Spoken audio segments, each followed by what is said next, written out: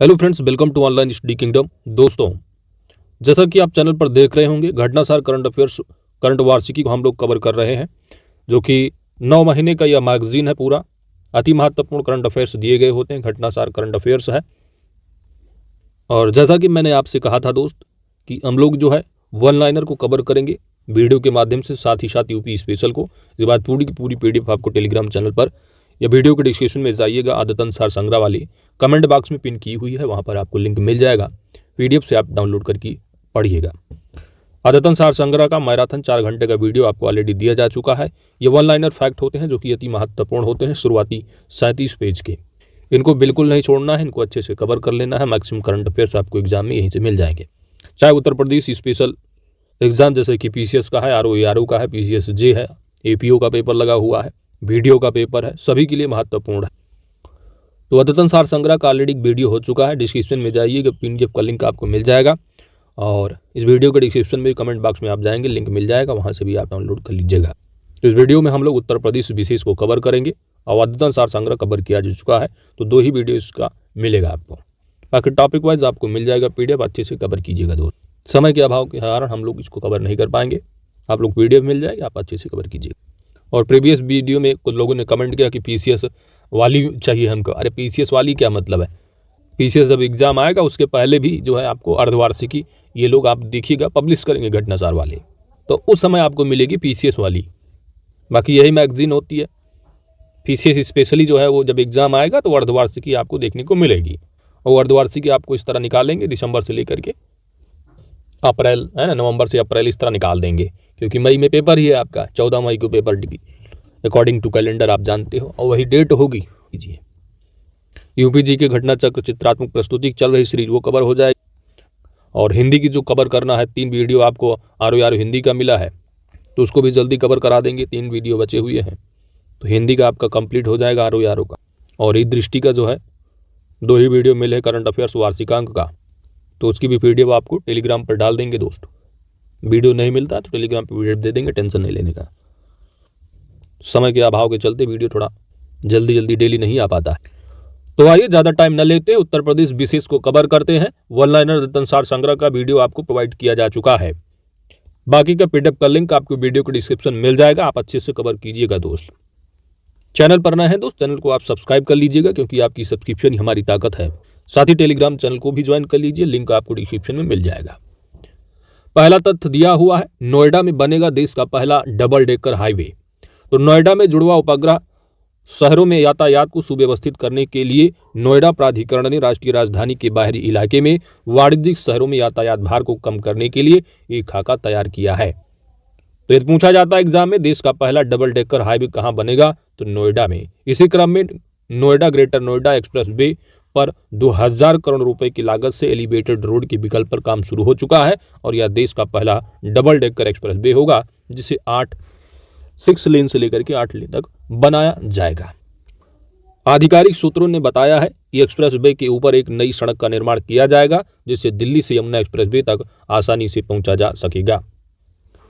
Noida greater Noida express way पर बनने वाले एलिवेटेड एक्सप्रेस वे से वाहनों की जो रफ्तार है वह बढ़ेगी। तो एग्जाम में यदि पूछा जाता है कि देश का पहला डबल डेकर हाईवे कहाँ होगा, तो यूपी स्पेशल करंट अफेयर्स बनेगा। कहाँ दोस्त? नोएडा में। आगे बढ़ते हैं। अगला तथ्य है, मथुरा वृंदावन को शुद्ध शून्य कार्बन उत्सर्जन पर्यटन स्थल बनाने का घोषणा। नवंबर 2022 में उत्तर प्रदेश सरकार ने वर्ष 2041 तक, कब तक? वर्ष 2041 तक मथुरा वृंदावन को शुद्ध शून्य कार्बन उत्सर्जन पर्यटन स्थल बनाए जाने की घोषणा की है। यह भारत में किसी पर्यटन स्थल के लिए निर्धारित स्थिति का पहला कार्बन न्यूट्रल मास्टर प्लान होगा। तो यदि एग्जाम में पूछा जाता है कि मथुरा वृंदावन को शुद्ध शून्य कार्बन उत्सर्जन पर्यटन स्थल बनाने की घोषणा की गई है, तो वह टारगेट कब तक का है? वर्ष 2041 तक, और यह इस तरह का पहला कार्बन न्यूट्रल मास्टर प्लान होगा। वृंदावन और कृष्णा जन्मभूमि जैसे प्रसिद्ध तीर्थ स्थलों के साथ पूरे ब्रज क्षेत्र में पर्यटक वाहनों पर प्रतिबंध रहेगा।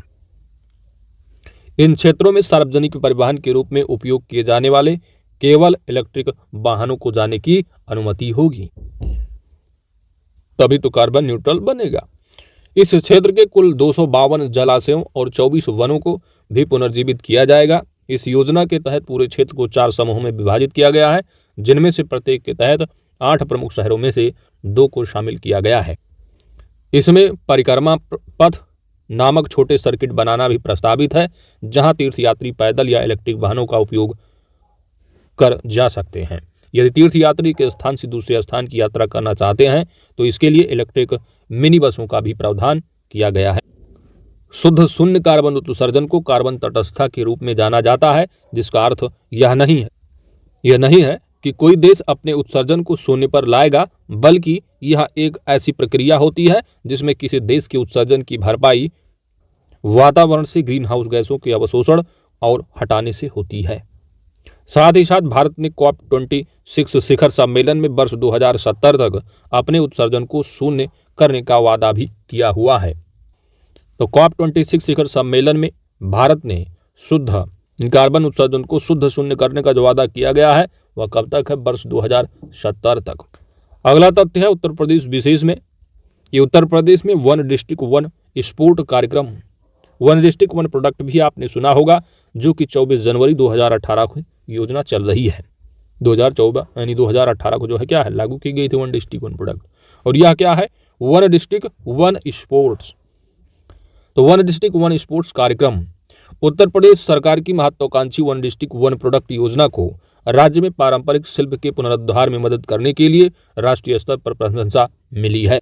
अब इसी के तर्ज पर राज्य सरकार ने स्थानीय खेल प्रतिभाओं को बढ़ावा देने के लिए दिसंबर 2022 में वन डिस्ट्रिक्ट वन स्पोर्ट कार्यक्रम शुरू किया है। तो ODOP कब का है? ODOP तो ODOP जो है आपका 2018 का है 24, और ये है आपका दिसंबर 2022 में one district one sport. Yogi Adityanath सरकार की उम्मीद है कि ODOS यानी वन डिस्ट्रिक्ट वन स्पोर्ट कार्यक्रम राष्ट्रीय और अंतर्राष्ट्रीय स्तर पर राज्य का प्रतिनिधित्व करने वाले खिलाड़ियों को तैयार करने का एक मंच बनेगा। वन डिस्ट्रिक्ट वन स्पोर्ट में 14 खेलों को चुनाव किया गया है। तो ये आपका तथ्य क्या है? इंपॉर्टेंट हो जाता है कि दिसंबर 2022 में वन डिस्ट्रिक्ट वन स्पोर्ट कार्यक्रम शुरू किया गया है। इसमें कितने खेलों की बात की गई है? 14 खेलों को जो है वो चुना गया है, जिसमें से मुख्य जो शामिल हैं आप देख पा रहे हैं। टेबल टेनिस है, एथलेटिक्स, जूडो, लाल टेनिस, बैडमिंटन, हॉकी, कुश्ती, फुटबॉल, तैराकी, बॉक्सिंग, भारोत्तोलन, तीरंदाजी, शूटिंग और कबड्डी। तो यहाँ पर 14 के 14 खेल हैं। कौन कौन से हैं? नंबर 1 टेबल टेनिस, दूसरा एथलेटिक्स है, तीसरा जूडो है, चौथा लाल टेनिस है, 5वां बैडमिंटन है, 6ठा हॉकी हो जाएगा, 7वां कुश्ती है, 8वां फुटबॉल होगा, 9वां तैराकी है, 10वां बॉक्सिंग है, भारोत्तोलन 11वां है, तीरंदाजी 12वां है, शूटिंग 13वां है और 14वां कबड्डी है। वन डिस्ट्रिक्ट वन स्पोर्ट के तहत यूपी के 75 जिलों में से प्रत्येक में एक खेल की पहचान की जाएगी, जैसी वन प्रोडक्ट के लिए वन डिस्ट्रिक्ट वन प्रोडक्ट रहा है। और जिलेवार की खेल विशिष्ट प्रतिभाओं को खोजने और उनके कौशल को जिला, राज्य, राष्ट्रीय और अंतर्राष्ट्रीय स्तर की टूर्नामेंट का प्रतिनिधित्व करने में सक्षम बनाने के लिए आवश्यक कदम उठाए जाएंगे।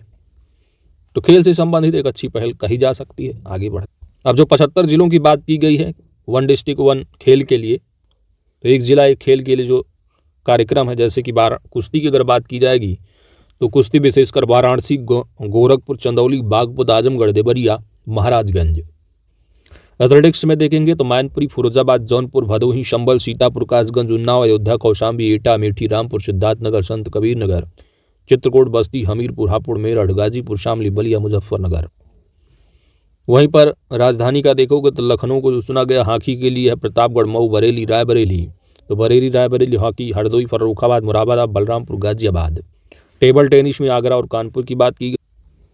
बैडमिंटन के अलीगढ़, गौतम बुद्ध नगर है, भारोत्तोलन मिर्जापुर, बिजनौर है। मुक्केबाजी के लिए बुलंदशहर, कुशीनगर को चुना गया है। तीरंदाजी सोनभद्र, ललितपुर होगा। फुटबॉल में हाथरस है। तैराकी की बात की जाए तो पीलीभीत को लिया गया है। शूटिंग में बांदा और कबड्डी में कन्नौज है, जबकि लाल टेनिस की बात की जाए तो प्रयागराज के लिए है। तो वन डिस्ट्रिक्ट वन स्पोर्ट एक जिला एक खेल कब शुरू किया गया है? तो दिसंबर 2022 में। कितने खेल शामिल है? 14 खेल शामिल है। तो 14 खेलों का जो है जिला वाइज आप एक सरसरी निगाह से जरूर देख लीजिएगा। एग्जामिनर ज़्यादा टफ पेपर बनाने की कोशिश करेगा तो मिलान करने को दे देगा कि कौन सा जिला किसके लिए चुना गया है। जैसे कि आप जानते हो, वन डिस्ट्रिक्ट वन प्रोडक्ट में पूछ लेते हैं। अगला तथ्य आता है उत्तर प्रदेश में तराई हाथी अभ्यारण्य को केंद्र की मंजूरी। कहां पर? तराई। 23 अक्टूबर 2022 को उत्तर प्रदेश वन विभाग द्वारा दी गई जानकारी के अनुसार केंद्रीय वन और पर्यावरण मंत्रालय ने तराई हाथी रिजर्व को मंजूरी दे दी है, जिसे दुधवा टाइगर रिजर्व और लखीमपुर व पीलीभीत जिलों में स्थित पीलीभीत टाइगर रिजर्व सहित 3049 वर्ग किलोमीटर क्षेत्र में विकसित किया जाएगा। तराई हाथी रिजर्व। तो तराई हाथी रिजर्व जानते हैं उसका फैलाव कहां से कहां तक बताया जा रहा है। तो इसमें दुधवा टाइगर रिजर्व, लखीमपुर खीरी, पीलीभीत जिलों में स्थित जो टाइगर रिजर्व है, इनको मिलाकर जो तराई हाथी रिजर्व का एरिया होगा 3049 वर्ग किलोमीटर क्षेत्र का होगा।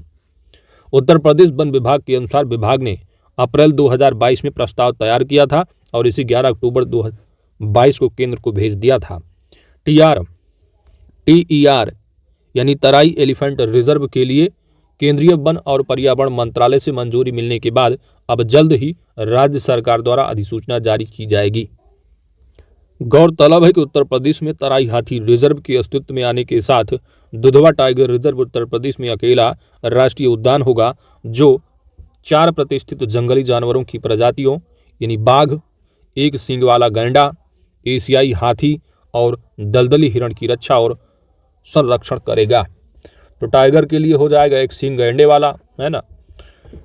एक सींग गैंडे के लिए कौन सा नेशनल पार्क आप जानते हो फेमस है, जो कि अक्सर एग्जाम में पूछा जाता है, IAS पीछे सभी में? काजीरंगा नेशनल पार्क है समका, ठीक है। एशियाई हाथी और दलदली हिरण की रक्षा, तो 4 तरह से जो दुधवा जो नेशनल पार्क है वो 4 जानवर जो है यहाँ पर जो है रक्षा संरक्षण प्रदान करेगा। तो उत्तर प्रदेश में आप जानते हो एक ही नेशनल पार्क है, दुधवा नेशनल पार्क है, और उसी के अंदर जो है दुधवा टाइगर रिजर्व भी। उत्तर प्रदेश में 4 टाइगर रिजर्व हो चुके हैं, आप जानते हो। 2010 में नोटिफाई किया गया दुधवा को, 2012 में अमनगढ़, 2014 में पीलीभीत और 2000 बात करोगे 22 करंट का जो हुआ है Ranipur tiger reserve Chitrakoot district का। तो 4 है जो कि यूपी स्पेशल घटनाचक चित्रात्मक प्रस्तुति वाला सीरीज है उसमें कवर किया गया है। 2023 एडिशन है यूपी स्पेशल के लिए, आप अच्छे से उस क्लास को जरूर कवर कीजिएगा। तराई हाथी अभ्यारण्य की स्थापना वन्यजीव संरक्षण के मामले में एक मील का पत्थर सिद्ध होगा, विशेष रूप से एशियाई हाथियों के लिए, क्योंकि यह भारत नेपाल सीमा पर स्थित है जहां हाथियों की सीमा पार आवाजाही एक नियमित दिनचर्या का हिस्सा है। सीमा पार, ठीक है, भारत नेपाल सीमा। दुधवा जो टाइगर रिजर्व इसकी यहाँ पर बात की जा रही है दुष्णेश्वर पार्क की, लखीमपुर खीरी में स्थित है, जानते ही हो। केंद्र हाथी परियोजना के तहत सभी वित्तीय और तकनीकी सहायता प्रदान करेगा जो मानव हाथी संघर्षों को संभालने में मदद करेगा। दुधवा में हाथी अभ्यारण्य की स्थापना से उनके संरक्षण के प्रति हाथी केंद्रित दृष्टिकोण अपनाने में मदद मिलेगी। तो तराई एलिफेंट रिजर्व, तो TER जो स्थापित करने की बात की गई है दुधवा। बढ़ते हैं आगे। साथ ही इस परियोजना के तहत प्राप्त वित्तीय और तकनीकी सहायता का उपयोग दुधवा के शिविर में मौजूद हाथियों के प्रबंधन में किया जाएगा और मानव हाथी संघर्ष की घटनाओं जो वर्तमान में राज्य स्तर पर निर्भर हैं उनको भी अधिक प्रभावी ढंग से नियंत्रित किया जाएगा। उल्लेखनीय है कि दुधवा टाइगर रिजर्व दशकों से विभिन्न घरेलू और सीमा पार गलियारों के माध्यम से जंगली हाथियों को आकर्षित करता रहा है, जिसमें बसंता दुधवा, लाल झंडी नेपाल, साथियाना और Shukla Phanta Nepal, Dhaka Pilibhit Dudhwa buffer zone corridor शामिल है। ठीक है। अच्छा, अब जैसे कि आप जब NTCA की वेबसाइट पर जाएंगे दोस्त, तो आपको लिस्ट जो मिलेगी वो 53 टाइगर रिजर्व की मिलेगी। वहाँ पर सीरियल जो नंबर देखेंगे वो लिखा होगा 53वां। और क्योंकि जो अमनगढ़ है, तो अमनगढ़ टाइगर रिजर्व तो है, लेकिन जो NTCA की वेबसाइट पर वहाँ पर आप देखेंगे अमनगढ़ बफर जोन के जोन में लिखा गया है। क्या लिखा गया है? बफर जोन में। तो एक बफर एरिया होती है, एक कोर एरिया होती है। तो कोर एरिया जो है बेसिकली जो टाइगर संरक्षण के लिए है, टाइगर रिजर्व का जो कोर एरिया होता है वहाँ पर ह्यूमन एक्टिविटी जैसे कि लैंड और वाटर यूज के लिए बेसिकली जो है वो मनाही होती है, कुछ भी नहीं कर सकते हैं। लेकिन बफर जोन में आप लैंड वाटर का यूज कर सकते हैं ह्यूमन। ठीक है, तो ये अंतर है। तो यदि एग्जाम में पूछा जाता है कि कितने टाइगर रिजर्व हैं यूपी में, तो 4 बताइएगा। ठीक है, टोटल अगर एग्जाम में मान लो पूछ ले 53वां टाइगर रिजर्व या 54वां, तो 53वां या 54वां पूछा जा सकता है एग्जाम में यूपी के पर्पज से। तो लिस्ट के हिसाब से पूछेंगे तो 53वां आपका जो होगा टाइगर रिजर्व वो आपका रानीपुर बनेगा। 54वां भी आपको कहीं कहीं देखने को मिलेगा, लेकिन एनटीसीए की वेबसाइट के हिसाब से आपको 53 ही याद रखनी है टोटल। तो कंफ्यूज नहीं होना है दोस्त, क्योंकि अमनगढ़ जो बफर जोन के रूप में है, टाइगर रिजर्व नहीं, क्योंकि अमनगढ़ और जो कार्बेट है आपका उत्तराखंड का से लगा हुआ है। ठीक है, तो ध्यान देने हैं। और जो इनविलिज की वेबसाइट है वहाँ पर 2010 में लेगा नोटिफाई करेंगे, लेकिन एग्जाम में आपसे पूछा जाता है दुधवा का 2010 नहीं, आप एनटीसीए के हिसाब से ही लगाइएगा, नेशनल टाइगर कंजर्वेशन। ठीक है, तो नंबर 1 दुधवा जो नोटिफाई किया गया है 2010 नहीं, आप वहाँ पर गलत मिलेगा। एनटीसीए के हिसाब से आप बताइएगा दोस्त। दुधवा को 1987-88 में किया गया है नोटिफाई। और अमनगढ़ जो टाइगर रिजर्व जो कि बफर जोन है, ये 2012 में नोटिफाई होता है, और 2014 में पीलीभीत है, और 2022 में लेटेस्ट जो है आपके Ranipur tiger reserve Chitrakoot district का, जो कि बुंदेलखंड रीजन का पहला होगा। पीलीभीत जिले में है, अमनगढ़ बिजनौर डिस्ट्रिक्ट में होगा।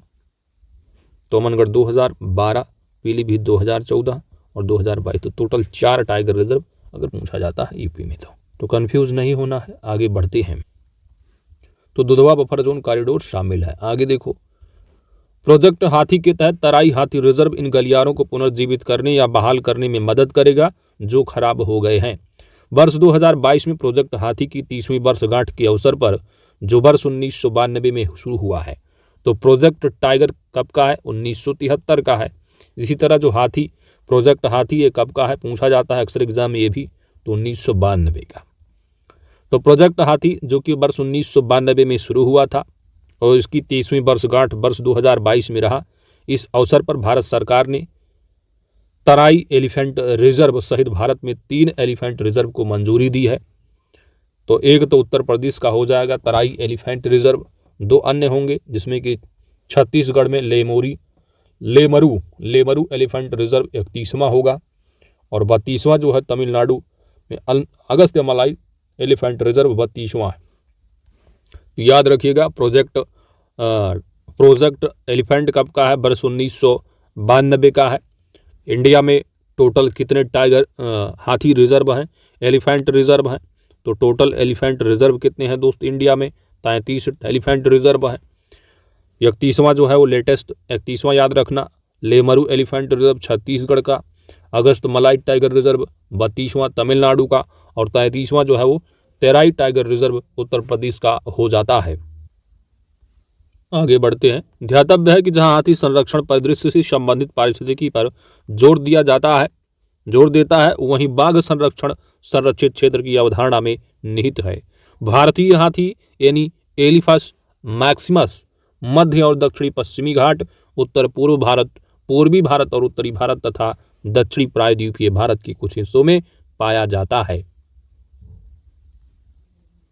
यह वनस्पति और जीवों की लुप्तप्राय प्रजातियों में अंतर्राष्ट्रीय व्यापार पर कन्वेंशन की परिशिष्ट और भारतीय वन्यजीव संरक्षण अधिनियम 1972 की अनुसूची 1 में शामिल है।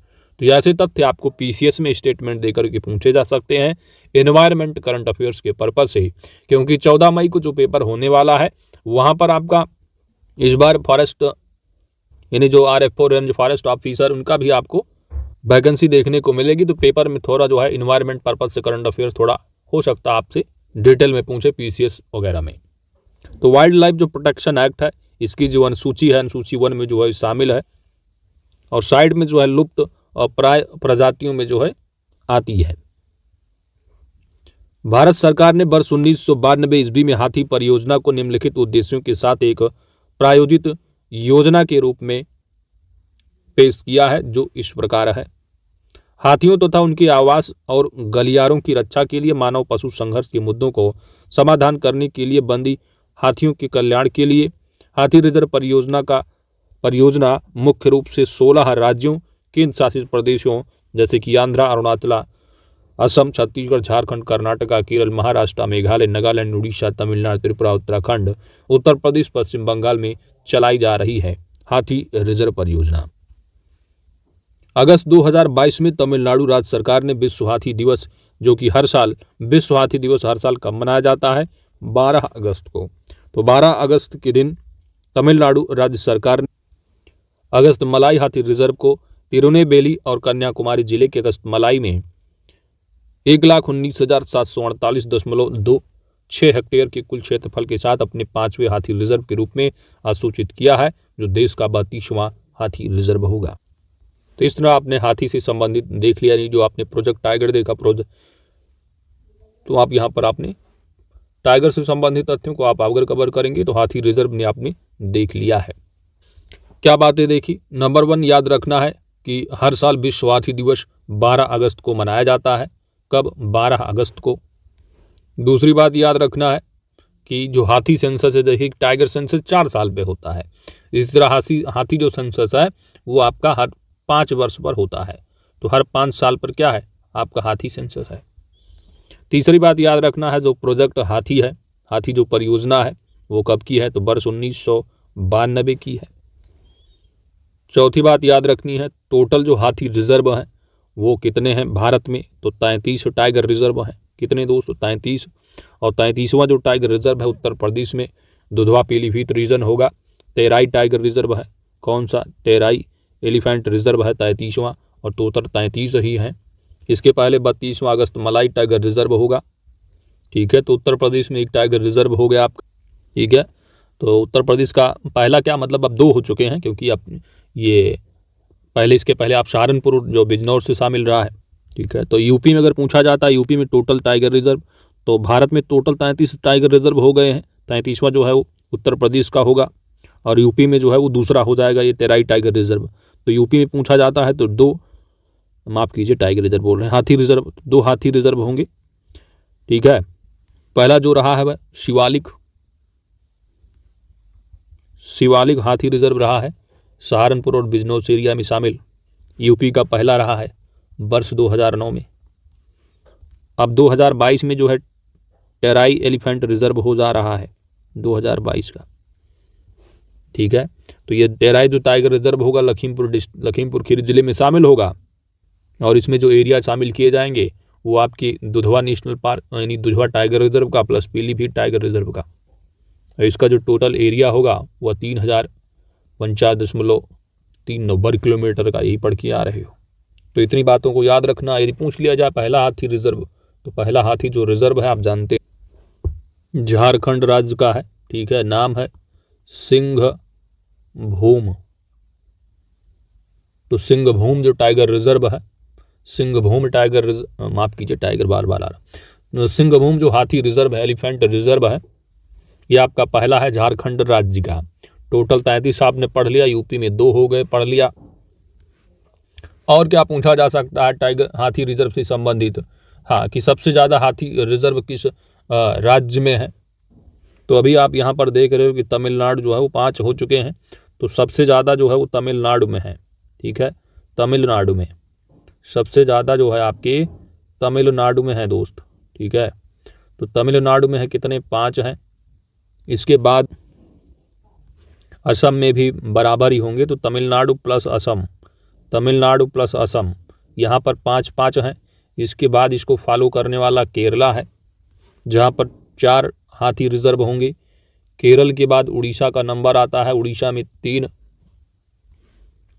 3 हो जाएंगे। और वेस्ट बंगाल यूपी की बात कर लोगे तो 2 टाइगर रिजर्व। तो बेसिकली याद रखना है सबसे ज़्यादा आपको तमिलनाडु और असम में 5 टाइगर हाथी रिजर्व में मिल जाएंगे। यूपी में 2 याद रखना है। तो ये हाथी रिजर्व से संबंधित तथ्य कंप्लीट हो गए। अब आइए बढ़ते हैं टाइगर रिजर्व की ओर। तो भारत का 53वां तथा उत्तर प्रदेश का 4था टाइगर रिजर्व है।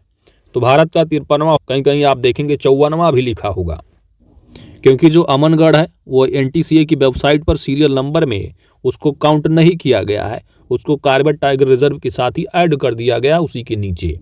तो इसको बफर जोन के रूप में ले लिया गया है। तो लिस्ट में ये नंबर नहीं मिलेगा, लेकिन यूपी के पर्पज से पूछा जाता है तो चौथा बताइएगा, चौथा टाइगर रिजर्व, यानी टोटल 4 होंगे, ठीक है। बाकी 53वां टाइगर रिजर्व रानीपुर का होगा, उत्तर प्रदेश का चौथा होगा। केंद्रीय पर्यावरण मंत्री भूपेंद्र यादव ने 31 अक्टूबर 2022 को घोषणा की है कि उत्तर प्रदेश में रानीपुर का टाइगर रिजर्व भारत का 53वां बाघ रिजर्व बन गया है। यह राज्य में चित्रकूट जिले के रानीपुर में स्थित है तथा दुधवा, पीलीभीत और अमनगढ़ के बाद राज्य में चौथा टाइगर रिजर्व होगा। इस अवसर पर केंद्रीय मंत्री भूपेंद्र यादव ने कहा है कि 529.36 वर्ग किलोमीटर क्षेत्र में फैला नया टाइगर रिजर्व बाघ संरक्षण की कोशिशों को मजबूत करे। ठीक है, तो ब्रैकेट में आप लिखे देखा हुआ है कि 529 में 230.32 वर्ग किलोमीटर कोर एरिया होगा। तो कोर एरिया में ह्यूमन जो एक्टिविटी है बेसिकली अलाउ नहीं होती है, लेकिन जो 299.05 वर्ग किलोमीटर जो कि आसपास की जो एरिया होंगे जिसमें जो लोग होंगे अपना एक्टिविटी कर सकते हैं, दैट इज बफर जोन है, लैंड और वाटर से संबंधित जो एक्टिविटी है। तो ये एरिया जो है बफर जोन क्षेत्र का है। कोर एरिया में बिल्कुल ह्यूमन एक्टिविटी को मना ही है, प्रतिबंधित है। यूपी के बुंदेलखंड क्षेत्र में स्थित रानीपुर टाइगर रिजर्व मध्य प्रदेश स्थित पन्ना टाइगर रिजर्व से महज 150 किलोमीटर दूर स्थित है, इसलिए यहाँ अक्सर पन्ना टाइगर रिजर्व से टाइगर आ जाते हैं। रानीपुर टाइगर रिजर्व में बाघ, तेंदुआ, भालू, सांभर, चित्तीदार हिरण, चिंकारा और कई पक्षी तथा सरीसृप पाए जाते हैं। भारत में बाघों की हालिया गिनती वर्ष 2018 यानी टाइगर सेंसस हर 4 साल पे होता है।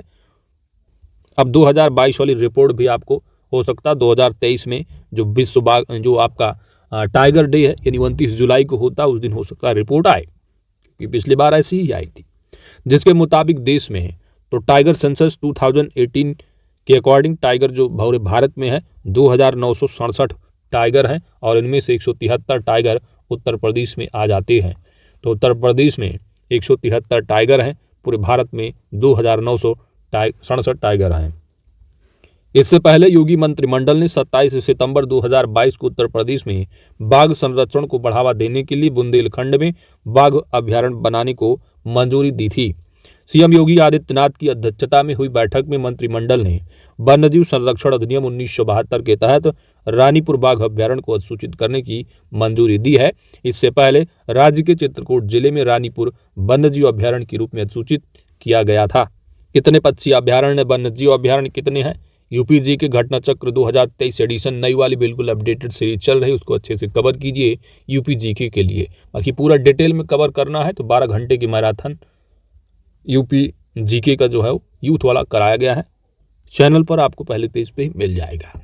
राज्य सरकार की ओर से रानीपुर टाइगर कंजर्वेशन फाउंडेशन की स्थापना का भी निर्णय लिया गया है। इसके संचालन के लिए एक मुश्त 50 करोड़ रुपए निधि की व्यवस्था और रानीपुर बाघ अभ्यारण्य के प्रशासनिक नियंत्रण हेतु व्यवस्था किए जाने के प्रस्ताव को मंत्रिमंडल ने स्वीकृति भी प्रदान कर दी है।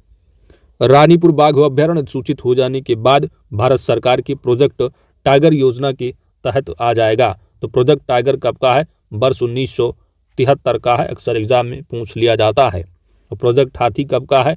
तो प्रोजेक्ट हाथी 1992 का है, पढ़ के आ रहे हो। तो रानीपुर टाइगर रिजर्व प्रदेश का चौथा और बुंदेलखंड क्षेत्र का में जो है राज्य का पहला टाइगर रिजर्व होगा। चलिए दोस्तों आगे बढ़ते हैं। अगला तथ्य है आपका जल जीवन मिशन में उत्तर प्रदेश देश में अग्रणी राज्य। जल जीवन मिशन में योगी सरकार के प्रयासों से यूपी देश में शीर्ष स्थान पर है। ग्रामीण क्षेत्रों में हर घर नल कनेक्शन देने में प्रदेश का शाहजहांपुर देश में पहले स्थान पर है। कौन सा डिस्ट्रिक्ट है? शाहजहांपुर। वहीं दूसरे स्थान पर उत्तर प्रदेश का ही जिला है बुलंदशहर और तीसरे पर बरेली है। तो एग्जाम में पूछा जाता है टॉप 3 में जो शामिल होने वाले हैं आप जानते हो उत्तर प्रदेश के ही शहर हैं शाहजहांपुर, बुलंदशहर और बरेली। एक महीने में 25% कनेक्शन देकर कीर्तिमान बनाने में प्रदेश के जो 4 जिले शामिल हैं उनमें 3 के अलावा मिर्जापुर भी चौथा शामिल हो जाता है। मुख्यमंत्री योगी आदित्यनाथ के नेतृत्व में चलाए गए अभियान में ग्रामीण पेयजल आपूर्ति के मामले में उत्तर प्रदेश ने बड़ी छलांग लगाई है। देश भर के जिलों की रैंकिंग में यूपी ने शीर्ष पर रहने का कीर्तिमान बनाया है। तो ग्रामीण पेयजल आपूर्ति के मामले में भी उत्तर प्रदेश पहले नंबर पर है। जल जीवन मिशन की वेबसाइट पर नल का कनेक्शन देने के मामले में उत्तर प्रदेश 6,89,990 अंक पाकर देश में सबसे आगे शाहजहांपुर है। यहाँ एक महीने में 28,419 नल के कनेक्शन दिए गए हैं।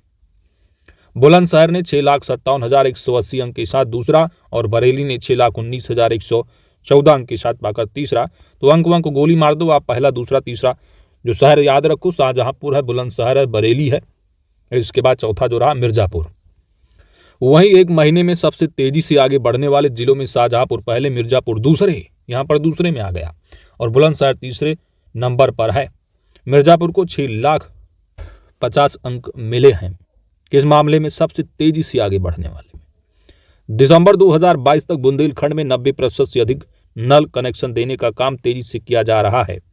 जल जीवन सर्वेक्षण की 5 श्रेणियों में एक माह में 100% नल कनेक्शन देने वाले जिलों को सबसे आगे, 75 से 100% तक नल कनेक्शन देने वालों को उच्च उपलब्धि, 50% से 75% तक कनेक्शन देने वालों को अच्छे प्रदर्शन तथा 25% से यानी 25% तक जो कनेक्शन देने वाले हैं उनको आकांक्षी जिलों की श्रेणी में रखा जाता है। आगे बढ़ते हैं। अगला है आपका काला नमक चावल की 2 किस्मों का सफल परीक्षण। तो हाल ही में भारतीय कृषि अनुसंधान संस्थान उत्तर प्रदेश में काला नमक चावल की 2 नई बौनी किस्मों का सफलतापूर्वक परीक्षण किया है। काला नमक चावल की 2 किस्में दैट इज पूषा नरेंद्र काला नमक 1638 है और पूषा नरेंद्र काला नमक 1652। तो 1638 और 1652 है जिनका सफलतापूर्वक परीक्षण किया गया है। यह किस्म मूल बौद्ध काल यानी 600 ईसा पूर्व से खेती में है। इसे भगवान बुद्ध की ओर से श्रावस्ती के लोगों के लिए एक उपहार माना जाता है। यह नेपाल के हिमालयी तराई यानी कपिल वस्तु और उत्तर प्रदेश में लोकप्रिय है, जहां इसे सुगंधित काला मोती के रूप में जाना जाता है। भारत सरकार द्वारा वर्ष 2012 में काला नमक चावल को भौगोलिक संकेत जो है जीआई टैग प्रदान किया जा चुका। और काला नमक चावल आप जानते हो महोत्सव पिछली प्रीवियस कई करंट अफेयर्स में कवर कर चुके होंगे। सिद्धार्थ नगर जिला है उत्तर प्रदेश का। अगला है आपका Uttar Pradesh where housing and logistics नीति 2022। मुख्यमंत्री योगी आदित्यनाथ की अध्यक्षता में 22 दिसंबर 2022 को हुई कैबिनेट की बैठक में Uttar Pradesh where housing and logistics नीति 2022 को मंजूरी दी गई है। इसके अलावा भू उपयोग परिवर्तन चार्ज में 75% की रियायत प्रदान की जाएगी। विकास शुल्क में 75% की छूट प्रदान की जाएगी। एकल भंडारण सुविधाओं को 60% तक के ग्राउंड कवरेज की अनुमति दी जाएगी। बैक एंड सहायता के तहत प्रदेश में कहीं भी उक्त सुविधाएं संस्थापित करने पर अधिकतम 5 करोड़ रुपए की कैपिटल सब्सिडी भी दी जाएगी। लॉजिस्टिक्स परिक्षेत्रों में इस प्रकार की सुविधाएं स्थापित करने पर अधिकतम 10 करोड़ रुपए तक की सुविधा भी मिलेगी। इलेक्ट्रिसिटी ड्यूटी में 10 वर्ष की अवधि हेतु 100% की दर से छूट प्रदान की जाएगी। परियोजना को अधिकतम 5 लाख रुपए की सीमा के अधीन भुगतान की गई गुणवत्ता प्रमाणन लागत की 50% तक की प्रतिपूर्ति की जाएगी। यूपी में वेयर हाउस लॉजिस्टिक पार्क बनाने पर सरकार कई तरह की नई सुविधाएं देगी। इसके तहत निवेशकों को पात्र परियोजनाओं को छूट व रियायतें परियोजना का वाणिज्यिक संचालन आरंभ होने से पहले मिलनी शुरू हो जाएंगी। वेयर हाउस, साइलोज एवं कोल्ड चेन सुविधा के विकास के लिए फ्रंट एंड उत्पादन के तहत बुंदेलखंड एवं पूर्वांचल एवं पश्चिमांचल में 75% की दर से तथा गौतम बुद्ध नगर एवं गाजियाबाद में 50% की दर से स्टाम्प ड्यूटी में छूट भी दी जाएगी। तो जिसमें गौतम बुद्ध नगर एवं गाजियाबाद नहीं शामिल होंगे बुंदेलखंड, पूर्वांचल और पश्चिमांचल में। अमृत सरोवर निर्माण में क्या है? उत्तर प्रदेश नंबर 1 पर है। तो 8,462 अमृत सरोवर यानी झीलों के निर्माण में 8,462 अमृत सरोवर झीलों के निर्माण के मामले में उत्तर प्रदेश देश का पहला राज्य बनकर उभरा है। यह प्रधानमंत्री नरेंद्र मोदी के महत्वाकांक्षी मिशन अमृत सरोवर का एक हिस्सा है, जिसका उद्देश्य भविष्य के लिए पानी का संरक्षण करना है। राज्य सरकार के एक बयान के अनुसार मिशन कार्यान्वयन में मध्य प्रदेश नंबर 2 पर है, जम्मू कश्मीर 3 नंबर पर है, राजस्थान 4 नंबर पर और तमिलनाडु 5वें नंबर पर बना हुआ। तो अमृत सरोवर यानी झीलों के निर्माण में उत्तर प्रदेश नंबर 1 है, 2 पर मध्य है, 3 पर जम्मू है, 3 पर राजस्थान और 4 पर राजस्थान है। तमिलनाडु जो है 5वें नंबर पर आ जाता है। तो यूपी पहला, दूसरा एमपी, तीसरा जम्मू चौथा राजस्थान, पांचवा तमिलनाडु। उत्तर प्रदेश के भीतर लखीमपुर, यानी उत्तर प्रदेश नंबर 1 तो है ही है, लेकिन उत्तर प्रदेश में कौन सा जिला नंबर 1 है अमृत सरोवर में झीलों के निर्माण में? यह लखीमपुर खीरी है। उत्तर प्रदेश के भीतर लखीमपुर खीरी ने 256 अमृत सरोवर का निर्माण करके पहला स्थान प्राप्त किया है, जबकि गोरखपुर दूसरे नंबर पर और प्रतापगढ़ तीसरे नंबर पर बना हुआ है। तो तालाब झील, ठीक है। उत्तर प्रदेश देश का इकलौता राज्य है जहां पर अमृत सरोवर का विकास कार्य युद्ध स्तर पर चल रहा है। प्रदेश में कुल 1.20 यानी 1,20,000 अमृत सरोवर विकसित किए जाएंगे, जो देश में सर्वाधिक होंगे। लखीमपुर खीरी में 315 में से 256 अमृत सरोवर का काम पूरा हो चुका है, जबकि 25 का निर्माण कार्य चल रहा है। इसी तरह गोरखपुर में 312 अमृत सरोवरों में से 244 का निर्माण कार्य पूरा हो चुका है, 18 पर काम चल रहा है। इसके अलावा प्रतापगढ़ में 282 में से 231 झीलों का निर्माण पूरा हो चुका है, बाकी पर काम चल रहा है। तो ये काम चल रहा है, बंद हो चुका है, किस पर पूरा हो गया, इसको गोली मारना है, याद रखना है। उत्तर प्रदेश नंबर 1 है अमृत सरोवर के मामले में, दूसरे पर एमपी है। यूपी नंबर 1, दूसरे पर एमपी रहा है, तीसरे पर जम्मू कश्मीर रहा है, चौथे पर राजस्थान रहा है और पांचवें पर तमिलनाडु रहा है। यही तो पढ़ के आ रहे हो आप, ठीक है। और उत्तर प्रदेश में नंबर 1 लखीमपुर खीरी होगा, दूसरे पर गोरखपुर है, तीसरे पर प्रतापगढ़ है। इतना ही याद रखना है, बाकी काम चल रहा है, काम पूरा हो गया, गोली मार दो। मिशन के प्रथम चरण में महात्मा गांधी राष्ट्रीय ग्रामीण रोजगार गारंटी योजना के तहत राज्य के 75 जिलों में 75 अमृत सरोवर विकसित करने का लक्ष्य रखा गया है, जिसे समय से पहले पूरा कर लिया गया है। बढ़ते हैं आगे। अमृत सरोवर से संबंधित पेट एग्जाम में भी पूछे गए थे ना, कहाँ हुआ? रामपुर में, है ना, उत्तर प्रदेश। चलो भाई, अब बजट से संबंधित तथ्य आप कई बार कवर कर चुके होंगे, जब तक बजट पब्लिश किया जा चुका है, कई मैगजीन में आपने कवर किया हुआ, यहाँ पर भी कवर कर लेते हैं, रिवीजन हो भी जाएगा आपका। बजट 2022-23 26 मई 2022 को उत्तर प्रदेश की संसदीय कार्यों वित्त मंत्री सुरेश खन्ना द्वारा प्रस्तुत राज्य का अब तक का सबसे बड़ा बजट 2022-23 का आकार कितने करोड़ रुपए का है? तो हर साल बढ़कर ही बजट पेश होता है, तो अब तक का सबसे बड़ा है। सिंपल सी बात है। बजट का जो अमाउंट है वह है 61,55,18.98 करोड़। और बजट यदि आपको टू द पॉइंट बिल्कुल समराइज वे में कवर करना है, तो सिंपली आपको यूट्यूब के सर्च बॉक्स में जाना है और टाइप करना है UP budget 2022-23 by online study kingdom. Video number 1 पर आएगा। 40 से 50,000 लोगों ने देखा, आप जाकर के उसको आप कवर कीजिए, उसी को आप कवर कर लेंगे। यूपी बजट से कोई भी प्रश्न आपसे छूटने वाला नहीं होगा यूपी के एग्जाम में। बजट 2022-23 में कितने करोड़ रुपए की नई योजनाएं घोषित की गई हैं? तो यह 39,181.10 करोड़ रुपए है। उत्तर प्रदेश बजट 2022-23 में कितने करोड़ का राजस्व बचत दिखाया गया है? तो 43,123.65 करोड़ रुपए है।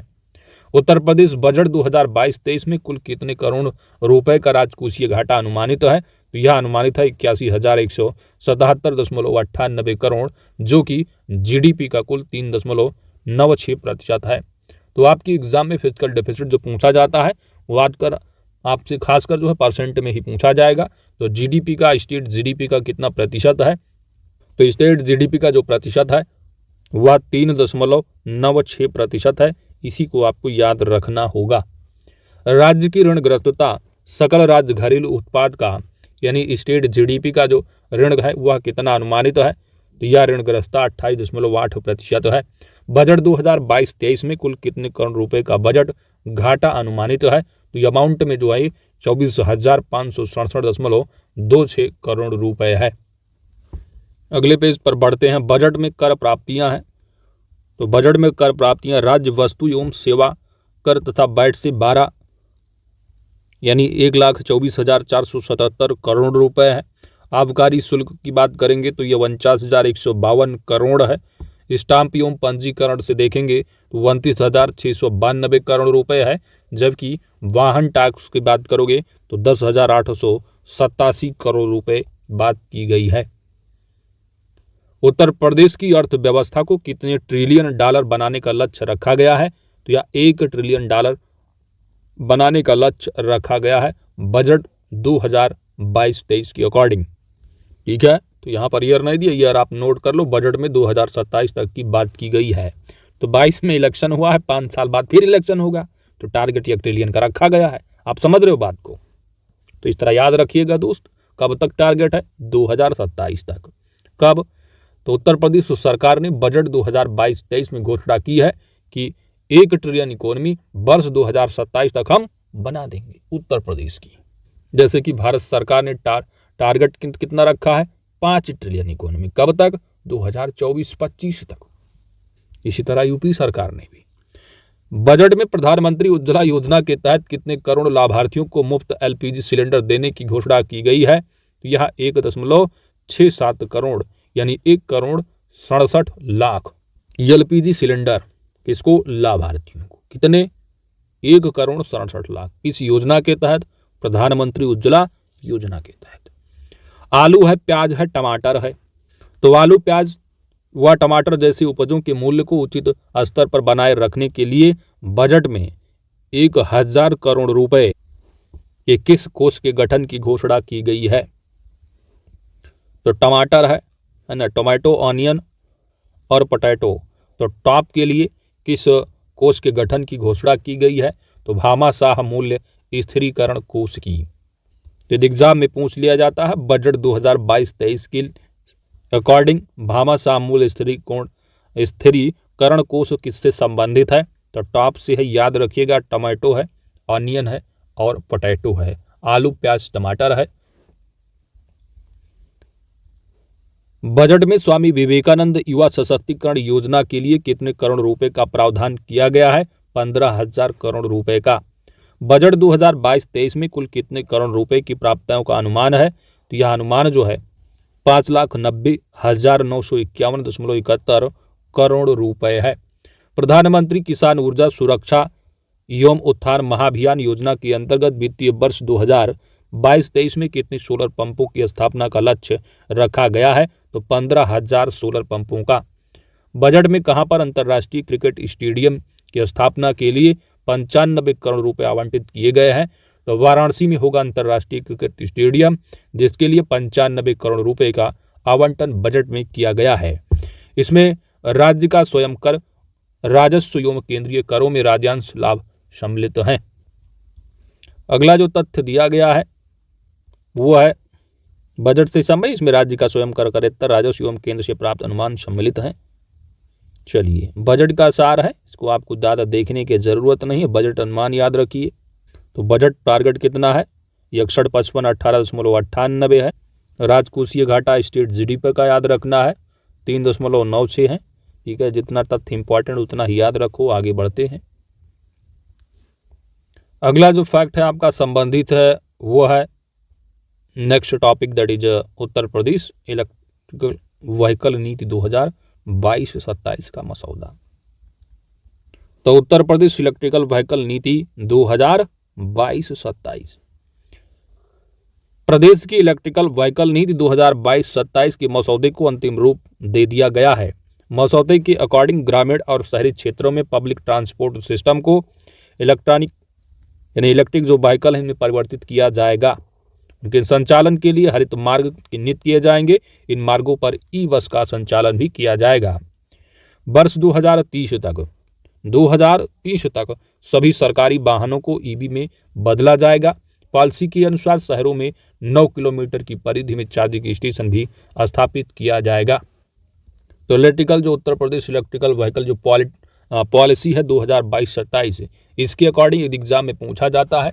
इसके अकॉर्डिंग सभी सरकारी वाहनों को ईवी में कब तक बदले जाने का टारगेट रखा गया है? तो वर्ष 2030 तक।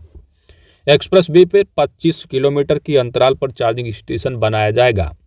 तो शहरों में 9 किलोमीटर की परिधि में चार्जिंग स्टेशन होगा और जो एक्सप्रेस वे होंगे वहां पर 25 किलोमीटर की अंतराल पर चार्जिंग स्टेशन बनाए जाएंगे। जैसे पेट्रोल से चलने वाले तो पेट्रोल पंप, इसी तरह यहाँ पर भाई इसकी भी जरूरत होगी। शहरों में parking, metro station, bus stand, petrol pump, सरकारी वाहनों, सरकारी भवनों, वाणिज्यिक भवनों, शिक्षण और स्वास्थ्य संस्थान, शॉपिंग मॉल के पास चार्जिंग स्टेशन भी बनाए जाएंगे। इसके लिए 10 साल की लीज पर भूमि भी दी जाएगी। पहले 2000 चार्जिंग स्टेशन पर 20% सब्सिडी, तो जितना अमाउंट होगा उसका 20% या अधिकतम 10 लाख रुपए की सब्सिडी दी जाएगी। सरकारी कर्मचारियों को ईवी व्हीकल खरीदने के लिए प्रोत्साहित किया जाएगा। जो गवर्नमेंट होंगे एम्प्लॉय, उनको क्या है, प्रोत्साहित किया जाएगा। व्हीकल एडवांस भी दिया जाएगा। एडवांस ईवी को प्रमोट करने के लिए गो इलेक्ट्रिकल अभियान भी चलाया जाएगा। तो गो इलेक्ट्रिकल जो अभियान किससे संबंधित होगा, तो इलेक्ट्रिकल व्हीकल से संबंधित है।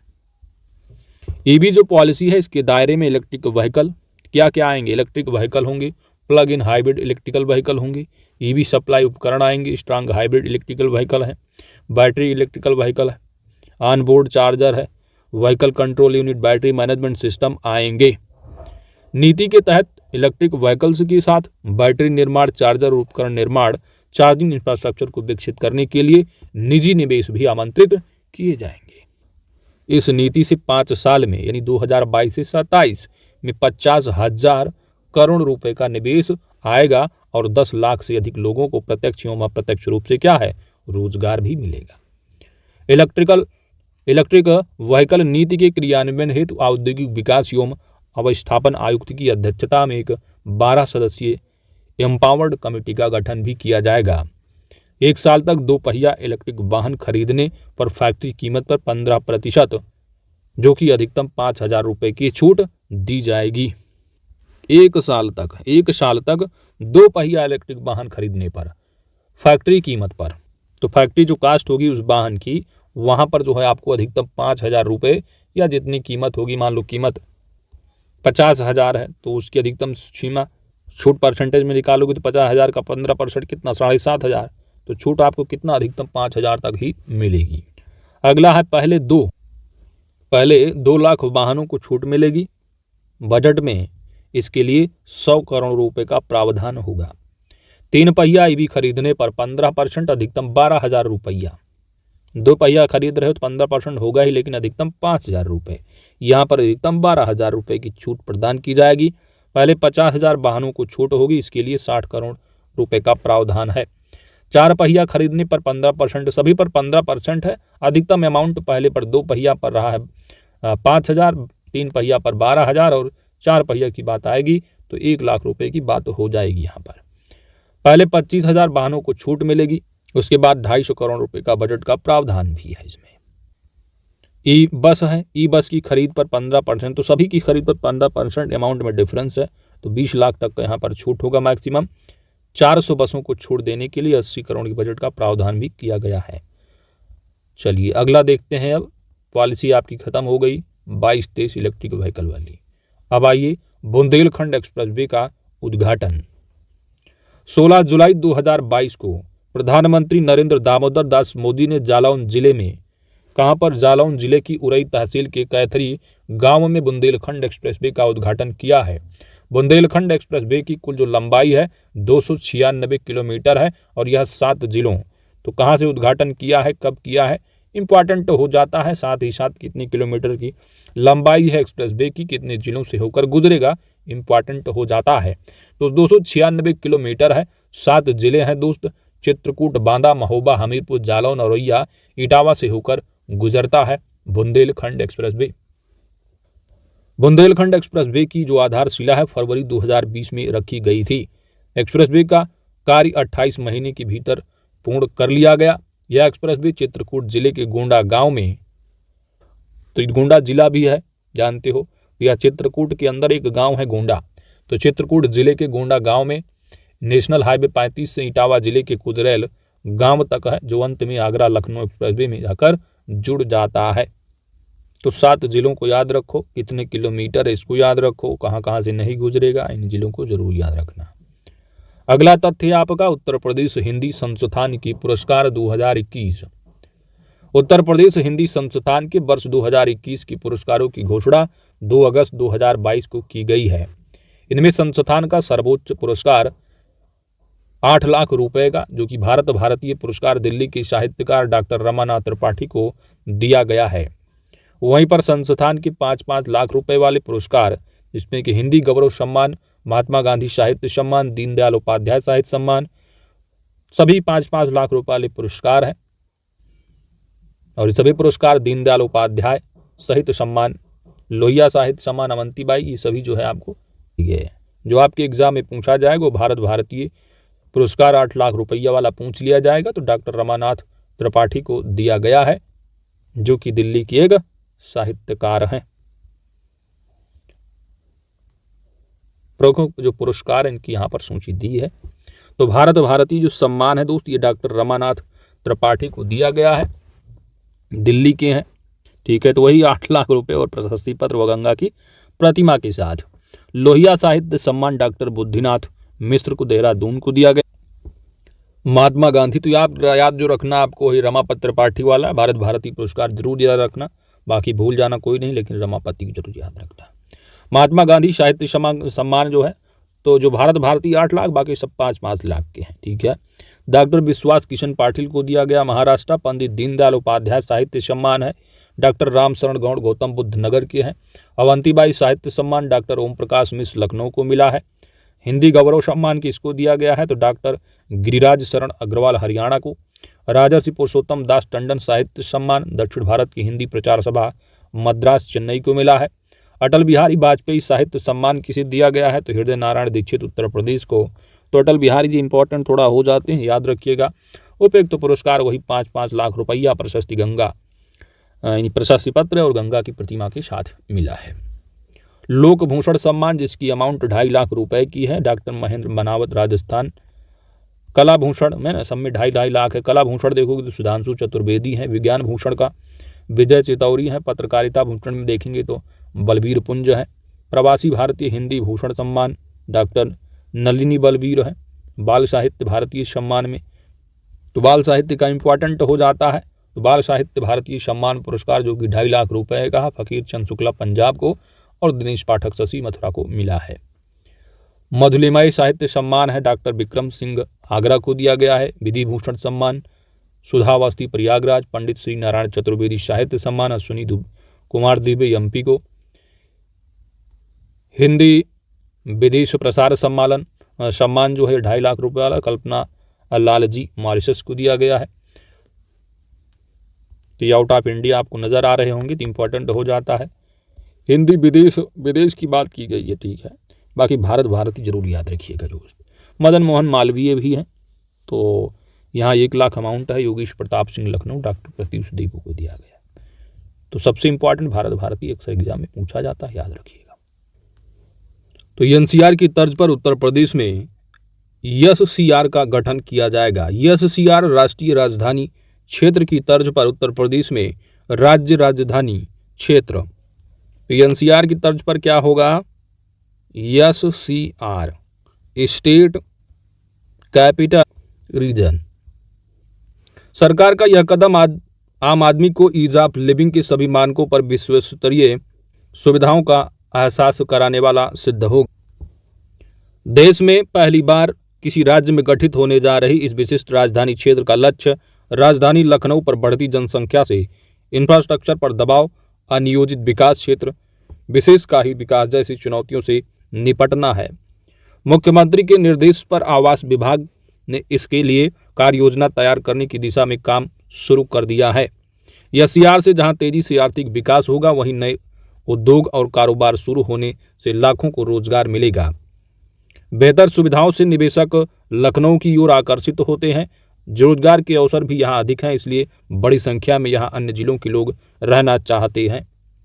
यही वजह है कि यहाँ रियल एस्टेट सेक्टर में बूम है और इंफ्रास्ट्रक्चर का दबाव बढ़ने के साथ अनियोजित विकास की समस्या भी उपज रही है। मुख्यमंत्री ने इन्हीं समस्याओं का अस्थायी हल देने के लिए इस दिशा में काम शुरू कराया है। एससीआर में आने वाले जिलों में लखनऊ, उन्नाव, रायबरेली, कानपुर नगर, कानपुर देहात, सीतापुर व बाराबंकी में नई हाईटेक टाउनशिप योजनाएं आएंगी। तो आपके एग्जाम के पॉइंट ऑफ व्यू से क्या होगा, यहाँ पर इंपॉर्टेंट कि एससीआर में एनसीआर की तर्ज पर जो एससीआर है राज्य राजधानी क्षेत्र है, इसमें आने वाले जिले कौन से हैं इसको याद रखना है। तो कैपिटल यानी लखनऊ के आसपास वाले जिले यहाँ पर आपको देखने को मिलेंगे। तो लखनऊ, उन्नाव, रायबरेली, कानपुर नगर, कानपुर देहात है, सीतापुर, बाराबंकी है। तो लखनऊ हो गया, इसके बगल लगा उन्नाव जिला है, रायबरेली है, कानपुर का नगर और देहात दोनों हो जाएगा, सीतापुर है और बाराबंकी है। राज्य राजधानी क्षेत्र के लिए 2 प्रमुख समितियां बनेंगी। मुख्य सचिव की अध्यक्षता में उच्चाधिकार प्राप्त समिति होगी। इसमें सभी संबंधित विभागों के अपर मुख्य सचिव या प्रमुख सचिव होंगे। दूसरी जो होगी वह कार्यकारी समिति होगी। इसके अपर मुख्य सचिव या प्रमुख सचिव आवास अध्यक्ष होंगे। लखनऊ, कानपुर व अयोध्या मंडल के मंडलायुक्त, सभी संबद्ध जिलों के डीएम, संबंधित विकास प्राधिकरणों के उपाध्यक्ष और अन्य विशेषज्ञ भी होंगे। कमेटी आर्थिक प्रगति को रफ्तार देने का काम करेगी। औद्योगिक विकास के लिए सरकार अल्पकालिक व दीर्घकालिक योजना तैयार कराएगी। रोजगार के नए अवसर सृजित कराएगी। प्रति व्यक्ति आय में बढ़ोतरी के लिए ठोस प्रयास भी करेगी। शिक्षा व स्वास्थ्य के लिए विश्वस्तरीय इंफ्रास्ट्रक्चर का ढांचा तैयार कराएगी। इको फ्रेंडली परिवहन, convention centre, stadium, mall, park, gym आदि सुविधाएं भी उपलब्ध होंगी। तो सीसीआर में यानी एससीआर में जो राज्य राजधानी क्षेत्र है, कौन कौन से जिले आएंगे इनको याद रखना है। इतना ही इंपॉर्टेंट है पीसीएस की प्रीलिम्स के लिए, वनडे एग्जाम प्रीलिम्स। आगे बढ़ते हैं। प्रदेश में 6 नई नगर पंचायतों का गठन एवं 7 नगर निकायों का सीमा विस्तार। 17 सितंबर 2022 को योगी कैबिनेट की बैठक में 7 नगर पंचायतों की सीमा का विस्तार तथा 6 नई नगर पंचायतों के गठन को प्रस्ताव मंजूरी दी गई है। कैबिनेट बाई सुरकेलसन के द्वारा संत कबीर नगर की धर्म सिंघवा, बहराइच में रूपियाडीहा, देवरिया में मदनपुर व भलुवनी नगर पंचायत, फर्रुखाबाद में खिमसेपुर और रायबरेली की शिवगढ़ नगर पंचायतों के गठन से संबंधी अंतिम अधिसूचना 17 सितंबर 2022 को जारी की गई है। इस तरह प्रदेश में वर्तमान में कुल 762 नगर पंचायतें हो गई हैं। तो मान लीजिए एग्जाम में पूछा जाता है कि हाल ही में 17 सितंबर 2022 को अधिसूचना जारी की गई और इस अधिसूचना के बाद जो है उत्तर प्रदेश में कुल कितनी नगर पंचायत हो गई हैं, वैसे पूछा जाना ना के बराबर है। फिर भी यदि पूछ लिया जाए तो 762 नगर पंचायतें हो गई हैं। इससे पूर्व राज्य सरकार ने प्रदेश में 4 नई नगर पंचायतें बनाने के साथ ही अलीगढ़ नगर निगम एवं एक पालिका परिषद व 6 नगर पंचायतों का सीमा विस्तार किया। मुख्यमंत्री योगी आदित्यनाथ की अध्यक्षता में 6 सितंबर 2022 को हुई कैबिनेट की बैठक में यह निर्णय लिया गया है। ठीक है, तो इन सब चीज़ों के यहाँ पर अलीगढ़ नगर निगम देख रहा है। आप जानते हो उत्तर प्रदेश में 17 नगर निगम है, तो लेटेस्ट हुआ अलीगढ़ नगर निगम ही है 17वां। राज्य सरकार लोगों को बेहतर सुविधाएं देने के लिए शहरी दायरा बढ़ा रही है। इसको ध्यान में रखते हुए कुशीनगर की मथौली, देवरिया की हेतिमपुर और अयोध्या की मां कामाख्या और फर्रुखाबाद की संकिसा को नई नगर पंचायत बनाया गया है। तो 762 जो नगर पंचायतें हो चुकी हैं, इसमें आप देखेंगे कुशीनगर की मथौली है, देवरिया के हेतिमपुर, अयोध्या की मां कामाख्या है और फर्रुखाबाद की संकिसा को नई नगर पंचायत बनाया गया है। साथ ही अलीगढ़ नगर निगम सीमा में 16 और गांव को शामिल किया गया है। वहीं देवरिया नगर पालिका परिषद में 23 और गांव को शामिल किया गया है। 6 नगर पंचायतों में बांदा की बिशड़ा, बाराबंकी की रामनगर, शाहजहांपुर की आल्हागंज, कुशीनगर की रामकोला का सीमा विस्तार किया गया है। लखीमपुर खीरी की धौरहरा और फर्रुखाबाद की कामपिल का सीमा विस्तार किया गया है। तो नंबर याद रखो कौन सा क्या विस्तार किया गया है, पूछा बिल्कुल भी नहीं जाएगा। आगे बढ़ते हैं। अगला जो तथ्य है वो संबंधित है कीट एवं रोग नियंत्रण योजना है।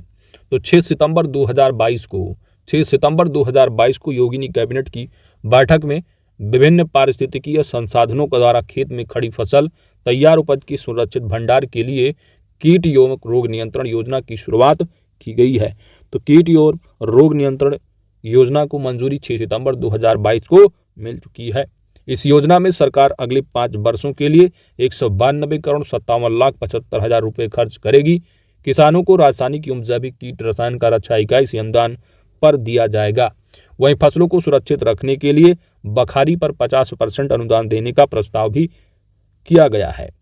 कृषि मंत्री सूर्य प्रताप शाही, उत्तर प्रदेश कृषि मंत्री सूर्य प्रताप शाही के मुताबिक फसलों में खरपतवार रोग तथा कीट से होने वाली क्षति को नियंत्रित करने के लिए वर्ष 2022-23 से वर्ष 2026-27 तक की अवधि के लिए, तो ये इंपॉर्टेंट अवधि है आपके लिए, 2022-23 से 26-27 तक टारगेट है। इस अवधि के लिए विभिन्न पारिस्थितिकीय संसाधनों द्वारा कीट एवं रोग नियंत्रण योजना अनुमोदित की गई है। अगला फैक्ट है कि वर्ष 2022-23 में इस योजना के तहत विभिन्न कार्य मदों में 3,417.9 लाख रुपए खर्च होंगे। ठीक है, यानी 3,417,90,000 रुपए खर्च होंगे पर्यावरण संरक्षण व विषरहित खाद्यान्न उत्पादन के लिए। बायोपेस्टिसाइड्स तथा बायो एजेंट्स 75% अनुदान पर उपलब्ध कराए जाएंगे। आगे बढ़ते हैं। अगला जो फैक्ट है संबंधित है उत्तर प्रदेश में देश की पहली एजुकेशन टाउनशिप। देश की पहली एजुकेशन टाउनशिप कहाँ? उत्तर प्रदेश में। अमेरिका जैसे देशों की तर्ज पर यूपी में एजुकेशन टाउनशिप विकसित की जाएगी। देश में पहली ऐसी टाउनशिप यूपी में खुलेगी। एजुकेशन टाउनशिप का अर्थ होता है एक ही जगह पर सभी प्रकार की शिक्षा व कौशल विकास का प्रशिक्षण सरलता से उपलब्ध होना। उत्तर प्रदेश के मुख्यमंत्री योगी आदित्यनाथ ने प्रदेश में ऐसी 5 टाउनशिप विकसित करने का निर्देश दिया है। तो देश में उत्तर प्रदेश में टाउनशिप होगा पहली बार। 5 टाउनशिप की बात की गई है। मुख्यमंत्री के निर्देश पर इस प्रस्ताव का मुख्य सचिव के सामने प्रस्तुतिकरण भी हो चुका है। मुख्यमंत्री ने भी प्रस्ताव पर मुहर लगा दी है। यह township single entry multiple exit यानी कोरे कागज की तरह आइए और कई हुनर लेकर जाइए के विचार पर आधारित है। एजुकेशन टाउनशिप सरकारी और निजी क्षेत्र के लिए खुला रहेगा। इस एजुकेशन टाउनशिप में देश और दुनिया के प्रतिष्ठित सरकारी और निजी विश्वविद्यालय इसमें अपना कैंपस भी खोल सकेंगे। अटल आवासीय विद्यालय जैसे प्राथमिक और माध्यमिक विद्यालय भी होंगे। स्नातक व परास्नातक की पढ़ाई के लिए विश्वविद्यालय और कॉलेज की स्थापना भी होगी। मैनेजमेंट, तकनीकी, विधि व मेडिकल से जुड़े पाठ्यक्रमों की पढ़ाई व रिसर्च आदि होंगे। टाउनशिप में प्रतियोगी छात्रों के लिए भी सुविधाएं होंगी और यहाँ कोचिंग संस्थान भी चलाए जाएंगे। अगला फैक्ट है देश में पहली नाइट सफारी और जैव विविधता पार्क। तो देश की पहली नाइट सफारी और जैव विविधता पार्क कहाँ? यूपी में। 16 अगस्त 2022 को उत्तर प्रदेश के मुख्यमंत्री योगी आदित्यनाथ की अध्यक्षता में हुई कैबिनेट की बैठक में सिंगापुर की तर्ज पर, किसकी तर्ज पर? सिंगापुर की तर्ज पर राजधानी लखनऊ में देश की पहली नाइट सफारी और जैव विविधता पार्क बनाने के उत्तर प्रदेश पर्यटन विभाग के प्रस्ताव को मंजूरी प्रदान की है। तो एग्जाम में पूछा जाता है कि उत्तर प्रदेश में कहां पर देश की पहली नाइट सफारी और जैव विविधता पार्क बनेगा? तो उत्तर प्रदेश की राजधानी लखनऊ में। देश में 13 ओपन डे सफारी है लेकिन एक भी नाइट सफारी नहीं है। तो ओपन डे सफारी तो है लेकिन नाइट भी सफारी हो जाएगी लखनऊ में। आगे बढ़ते हैं। तो देश में टोटल कितने हैं डे सफारी? 13। अब एक और हो जाएगा पूरे देश में। पूरे देश में किस प्रदेश में? अपने उत्तर प्रदेश में। अपने उत्तर प्रदेश में कहां पर दोस्त? उत्तर प्रदेश की राजधानी लखनऊ में। इस बारे में पर्यटन और संस्कृति मंत्री जयवीर सिंह ने बताया है कि सिंगापुर की विश्व में स्थित पहली नाइट सफारी की तर्ज पर 2027.46 हेक्टेयर क्षेत्रफल में फैले कुकुरैल वन क्षेत्र में, तो लखनऊ में भी होगा। लखनऊ के अंदर में जो क्या है? कुकुरैल वन है। तो कुकुरैल वन क्षेत्र में 350 एकड़ में नाइट सफारी विकसित की जाएगी और 150 एकड़ में प्राणी उद्यान भी बनाया जाएगा। तो याद रखिएगा कुकुरैल वन क्षेत्र लखनऊ का जो है यहाँ पर होगा देश की पहली नाइट सफारी। विश्व स्तरीय सुविधाओं के अंतर्गत नाइट सफारी में स्थानीय गाइड के साथ ट्रेन की सवारी और जीप की सवारी भी की जा सकेगी। इसके अतिरिक्त कैनेपी वॉक है, कैंपिंग गतिविधि, माउंटेन बाइक ट्रैक, दीवार पर्वतारोहण, tree top, restaurant, nature trail है और फूड कोर्ट आदि सुविधाएं भी विकसित की जाएंगी। नाइट सफारी में भव्य प्रवेश द्वार, व्याख्या केंद्र, बटरफ्लाई इंटरप्रिटेशन सेंटर बनाया जाएगा। इसके अलावा 75 एकड़ में तेंदुआ सफारी, 60 एकड़ में भारी सफारी और 75 एकड़ में टाइगर सफारी बनाने की योजना भी है। वन्य जीवों को बाड़े में न रहकर, जो वन्य जीव होंगे उनको बाड़े में न रखकर उन्हें खुले आकाश में केटल ग्रिड में रखा जाएगा। यह एक ओपन एयर निशाचर चिड़ियाघर होगा जो केवल रात में खुलेगा। नाइट सफारी में रात में जानवरों के लिए चंद्रमा की रोशनी की नकल करते हुए मंद जो प्रकाश की व्यवस्था की जाएगी और दिन में पर्यटकों के लिए आधुनिक थीम पार्क बनाया जाएगा। प्राणी उद्यान और नाइट सफारी की स्थापना में मौजूदा वनस्पति और जीवों को प्रभावित न करते हुए अधिक से अधिक ऐसे खुले क्षेत्र जो वर्तमान में उपयोग में नहीं है उनका ही प्रयोग किया जाएगा। कुकरेल वन क्षेत्र जहां जहां बाहरी क्षेत्र और मार्ग से जुड़ा है वहां 4 लेन के मार्गों का निर्माण किया जाएगा, जिससे वहां आने वाले पर्यटकों को कोई असुविधा न हो। तो देश में आप जानते हो 13 डे सफारी हो गए, एक और नया बनेगा नाइट सफारी, और पूरे भारत में एक ही प्रदेश में होगा, वह है अपना प्यारा उत्तर प्रदेश, और वह है लखनऊ का कुकरेल वन क्षेत्र में। अगला फैक्ट है यूपी परिवार कल्याण कार्ड परिवार आईडी योजना है। इलेक्ट्रॉनिक्स और सूचना प्रौद्योगिकी मंत्रालय के माध्यम से केंद्र सरकार ने उत्तर प्रदेश सरकार को अपने निवासियों के लिए उत्तर प्रदेश परिवार कल्याण कार्ड योजना को हाल ही में लॉन्च करने की अनुमति दी है। यूपी के जो निवासी हैं उनके लिए इसी के अनुरूप यूपी सरकार ने यूपी कल्याण कार्ड लॉन्च करने की योजना बनाई है। इस योजना के तहत यूपी सरकार एक परिवार इकाई की और उसके सदस्यों की पहचान करेगा और एक परिवार आईडी कार्ड जारी करेगा, जिसके आधार पर जो सरकारी योजनाएं हैं और अन्य लाभों को परिवार के सदस्यों को आसानी से पहुंचाया जा सकता है। उत्तर प्रदेश सरकार ने हरियाणा और कर्नाटक राज्य की सरकारों से भी इस विषय में परामर्श किया है, जिन्होंने क्रमशः परिवार पहचान पत्र यानी हरियाणा ने परिवार पहचान पत्र और कर्नाटका के जो है कुटुंबा कार्ड के बैनर तले इसी तरह की योजनाएं शुरू की हैं। उत्तर प्रदेश परिवार पहचान योजना के कार्यान्वयन में शामिल अवसरों और चुनौतियों को समझने के लिए सरकार ने प्रयागराज में एक पायलट परियोजना की शुरुआत भी कर दी है। पायलट परियोजना में जिले के भीतर के परिवारों की पहचान उनके राशन कार्ड के आंकड़ों के आधार पर की गई और विभिन्न सरकारी योजनाओं के लाभार्थियों का उसी के अनुसार जो है वो मानचित्रण किया गया। यूपी परिवार कल्याण कार्ड कैसे काम करेगा? यह स्वैच्छिक पंजीकरण प्रक्रिया है, ठीक है, तो जरूरी नहीं है आप पंजीकरण कराओ, आपकी इच्छा है, स्वैच्छिक है। स्वैच्छिक पंजीकरण प्रक्रिया है। यूपी परिवार कल्याण कार्ड परिवार इकाइयों को उनकी आधार डेटा के आधार पर जारी किया जाएगा। तो आधार कार्ड जो होगा, आधार डेटा होगा, उसी के आधार पर होगा। कार्यक्रम के तहत परिवार इकाइयों को 12 अंकों का, तो यह आपके लिए इंपॉर्टेंट हो जाता है कि यूपी जो परिवार कल्याण कार्ड है यह कितने अंकों का होगा, कितने अंकों का, नोट करिए, वेरी इंपॉर्टेंट, 12 अंकों की। तो 12 अंकों की परिवार आईडी प्राप्त करने के लिए पंजीकरण करने की अनुमति दी जाएगी, जिसके आधार पर परिवार के विभिन्न व्यक्तियों को सरकारी योजनाओं के तहत लाभ प्राप्त करने के लिए पहचाना जाएगा। वर्तमान में यूपी परिवार कल्याण बोर्ड, माफ कीजिए, वर्तमान में यूपी परिवार कल्याण कार्ड योजना, यूपी परिवार कल्याण कार्ड योजना के लिए पंजीकरण स्वैच्छिक रखा गया है। तो वर्तमान में स्वैच्छिक है और केवल सरकारी योजना का लाभ लेने वालों को इसके लिए पंजीकरण कराने की आवश्यकता है। तो जो सरकारी लाभ चाहे अपना करा ले। राज्य सरकार द्वारा आगामी दिनों में इसके लिए पंजीकरण पोर्टल शुरू करने की उम्मीद भी है। आधार आधारित प्रमाणीकरण, तो उत्तर प्रदेश परिवार कल्याण बोर्ड यानी यूपी परिवार कल्याण कार्ड के तहत परिवार के सदस्यों की विवरण की पहचान उनकी आधार डेटा के आधार पर ही की जाएगी, जिसे केंद्रीकृत डेटाबेस के खिलाफ सत्यापित किया जाएगा। हालांकि मंत्रालय ने निर्दिष्ट किया है कि आधार आधारित प्रमाणीकरण की विफलता के कारण किसी भी लाभार्थी को किसी भी सेवा या लाभ से वंचित नहीं किया जाएगा। आगे बढ़ते हैं। अगला तथ्य है आपका 6 प्रस्तावित, 7 निर्माणाधीन और 6 जो है पूर्ण रूप से संचालित एक्सप्रेसवे वाला उत्तर प्रदेश पहला राज्य है। तो उत्तर प्रदेश देश में पहला राज्य जहां पर 6 प्रस्तावित, 7 निर्माणाधीन और 6 जो है पूर्ण रूप से संचालित एक्सप्रेसवे वाला। उत्तर प्रदेश के प्रमुख धार्मिक स्थलों को जोड़ने के लिए 6 नए एक्सप्रेसवे प्रस्तावित किए गए हैं। इससे हरिद्वार और वाराणसी भी गंगा एक्सप्रेसवे से जुड़ जाएंगे।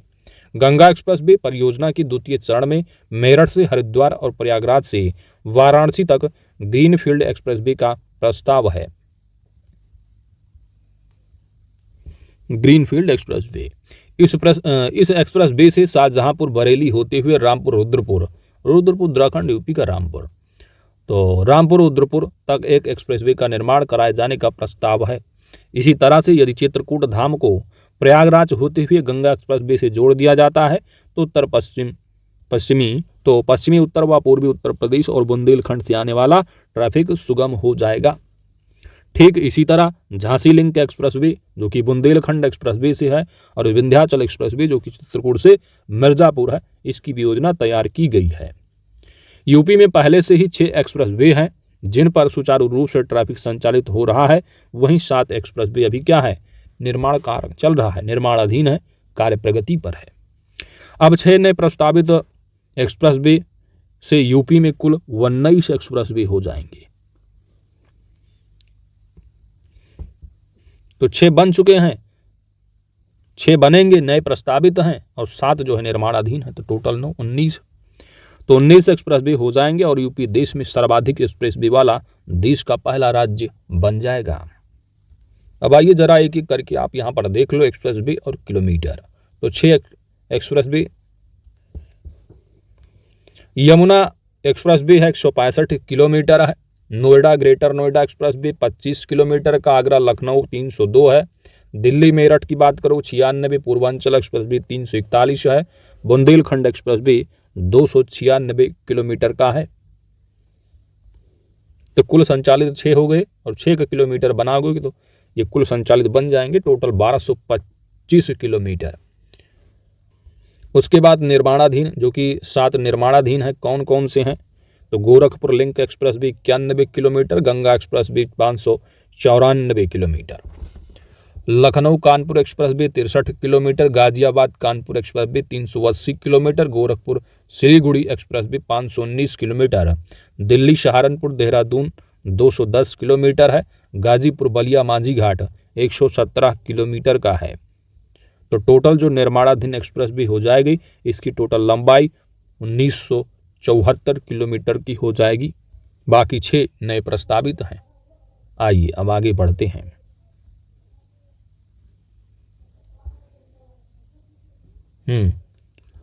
उत्तर प्रदेश ई अभियोजन पोर्टल से मामलों को निपटाने में शीर्ष पर।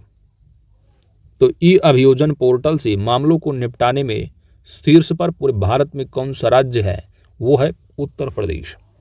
उत्तर प्रदेश 9.12 मिलियन मामलों के साथ डिजिटल इंडिया मिशन के तहत केंद्र सरकार द्वारा प्रबंधित ई अभियोजन पोर्टल के माध्यम से मामलों के निपटान और प्रविष्टि की संख्या में देश पर नंबर 1 है। अगस्त 2022 के अंत तक के आंकड़ों के अनुसार मध्य प्रदेश 2.31 मिलियन के साथ बिहार है, गुजरात है और छत्तीसगढ़, ये सभी जो है दूसरे स्थान पर हैं। तो उत्तर प्रदेश नंबर 1 पर है, मध्य प्रदेश, बिहार, गुजरात, ये सभी, छत्तीसगढ़ ये दूसरे पर हैं। लगभग 4,70,000 प्रविष्टियों के साथ इस पोर्टल पर ऑनलाइन मामलों के निपटान में यूपी भी शीर्ष पर है। इसके बाद एमपी है, उसके बाद गुजरात है। आगे देखो, 2 साल पहले राज्यों द्वारा शुरू किया गया पोर्टल जघन्य अपराधों में आपराधिक मुकदमे तेजी लाने तथा अदालतों और अभियोजन प्रणाली की मदद करने के लिए गृह, आईटी और कानून मंत्रालयों की एक पहल है। प्रणाली के तहत अधिकारी यह सुनिश्चित करते हैं कि गवाहों को अदालत में उनकी उपस्थिति के दिन के बारे में SMS के माध्यम से सूचित किया जाए, संबंधित सरकारी अधिवक्ताओं तक पहुंचे और मामलों की त्वरित निपटान करें। तो यह है। तो पोर्टल में नंबर 1 कौन सा है, यूपी है अपना, याद रखो, ठीक है। किस पोर्टल में, अभियोजन पोर्टल। आगे देखो भाई, अगला फैक्ट आ रहा है भरतौल। भरतौल क्या, भरतौल उत्तर प्रदेश का पहला ऐसा गांव है जहां हर घर आरओ पानी की आपूर्ति है। कौन से पानी की, आरओ। कौन सा गांव है, भरतौल। उत्तर प्रदेश की बरेली जिले के भीतरी चैनपुर ब्लॉक में स्थित भरतौल गांव हाल ही में प्रदेश का पहला ऐसा गांव बन गया है जहां के प्रत्येक घर में आरओ पानी की आपूर्ति की जा रही है।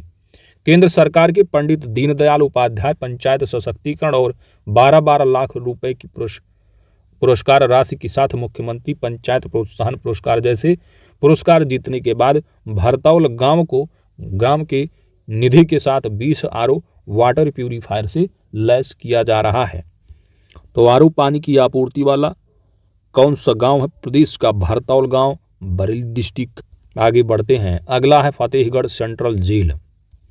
फतेहगढ़ सेंट्रल जेल को 5 स्टार ईट राइट सर्टिफिकेट मिला है। तो फतेहगढ़ सेंट्रल जेल जो कि उत्तर प्रदेश के फर्रुखी जिले में स्थित है, उत्तर प्रदेश के फर्रुखा जिले के फतेहगढ़ सेंट्रल जेल में बंद 1100 से अधिक कैदियों को परोसे जाने वाले भोजन की क्वालिटी ऐसी है कि इसे भारतीय खाद्य सुरक्षा और मानक प्राधिकरण दैतिज FSSAI ने हाल ही में 5 स्टार की रेटिंग दी है। तो फतेहगढ़ सेंट्रल जेल है। फतेहगढ़ सेंट्रल जेल कहाँ पर स्थित है? तो फर्रुखाबाद जिले में स्थित है। इसको FSSAI के द्वारा 5 स्टार रेटिंग दी गई है। FSSAI की ओर से पैनल में शामिल थर्ड पार्टी की ऑडिट ने जेल को 5 स्टार ईट राइट सर्टिफिकेट दिया है। प्रमाण पत्र 18 अगस्त 2024 तक वैध रहेगा। कब तक? 2024 तक 18 अगस्त। फतेहगढ़ जिला जेल के जेलर अखिलेश कुमार के अनुसार जेल में शाकाहारी भोजन परोसा जाता है। हर दिन कैदियों को अलग अलग तरह का खाना दिया जाता है। दालों में अरहर, मसूर, चना और उड़द बारी बारी से कैदियों को परोसी जाती है। ठीक है, तो फतेहगढ़ जो सेंट्रल जेल है, सेंट्रल जेल फर्रुखाबाद में लोकेटेड है। ठीक है, आगे बढ़ते हैं। तो दाल में देखा परोसी गई अरहर दाल है, मसूर है, चना है, उड़द है। इसके बाद नाश्ते के लिए 2 दिन चना, 2 दिन जो है 3 दिन दलिया परोसा जाता है। उनके अनुसार खाना पकाने के पारंपरिक तरीकों की जगह रोटी बनाने की मशीन, आटा गूंथने की मशीन और सब्जी काटने की मशीनों के साथ जेल में खाना पकाने में भी बदलाव आया है। अगला तथ्य है वैक्यूम आधारित सीवर सिस्टम वाला देश का पहला जिला कौन सा है? देश का पहला, भारत में नंबर 1, पहले नंबर पर कौन सा जिला पहला होगा? आगरा। उत्तर प्रदेश का आगरा जिला है। वैक्यूम आधारित सीवर सिस्टम वाला देश का पहला शहर बन गया है। इन वैक्यूम का उपयोग सार्वजनिक स्थानों पर किया जाएगा।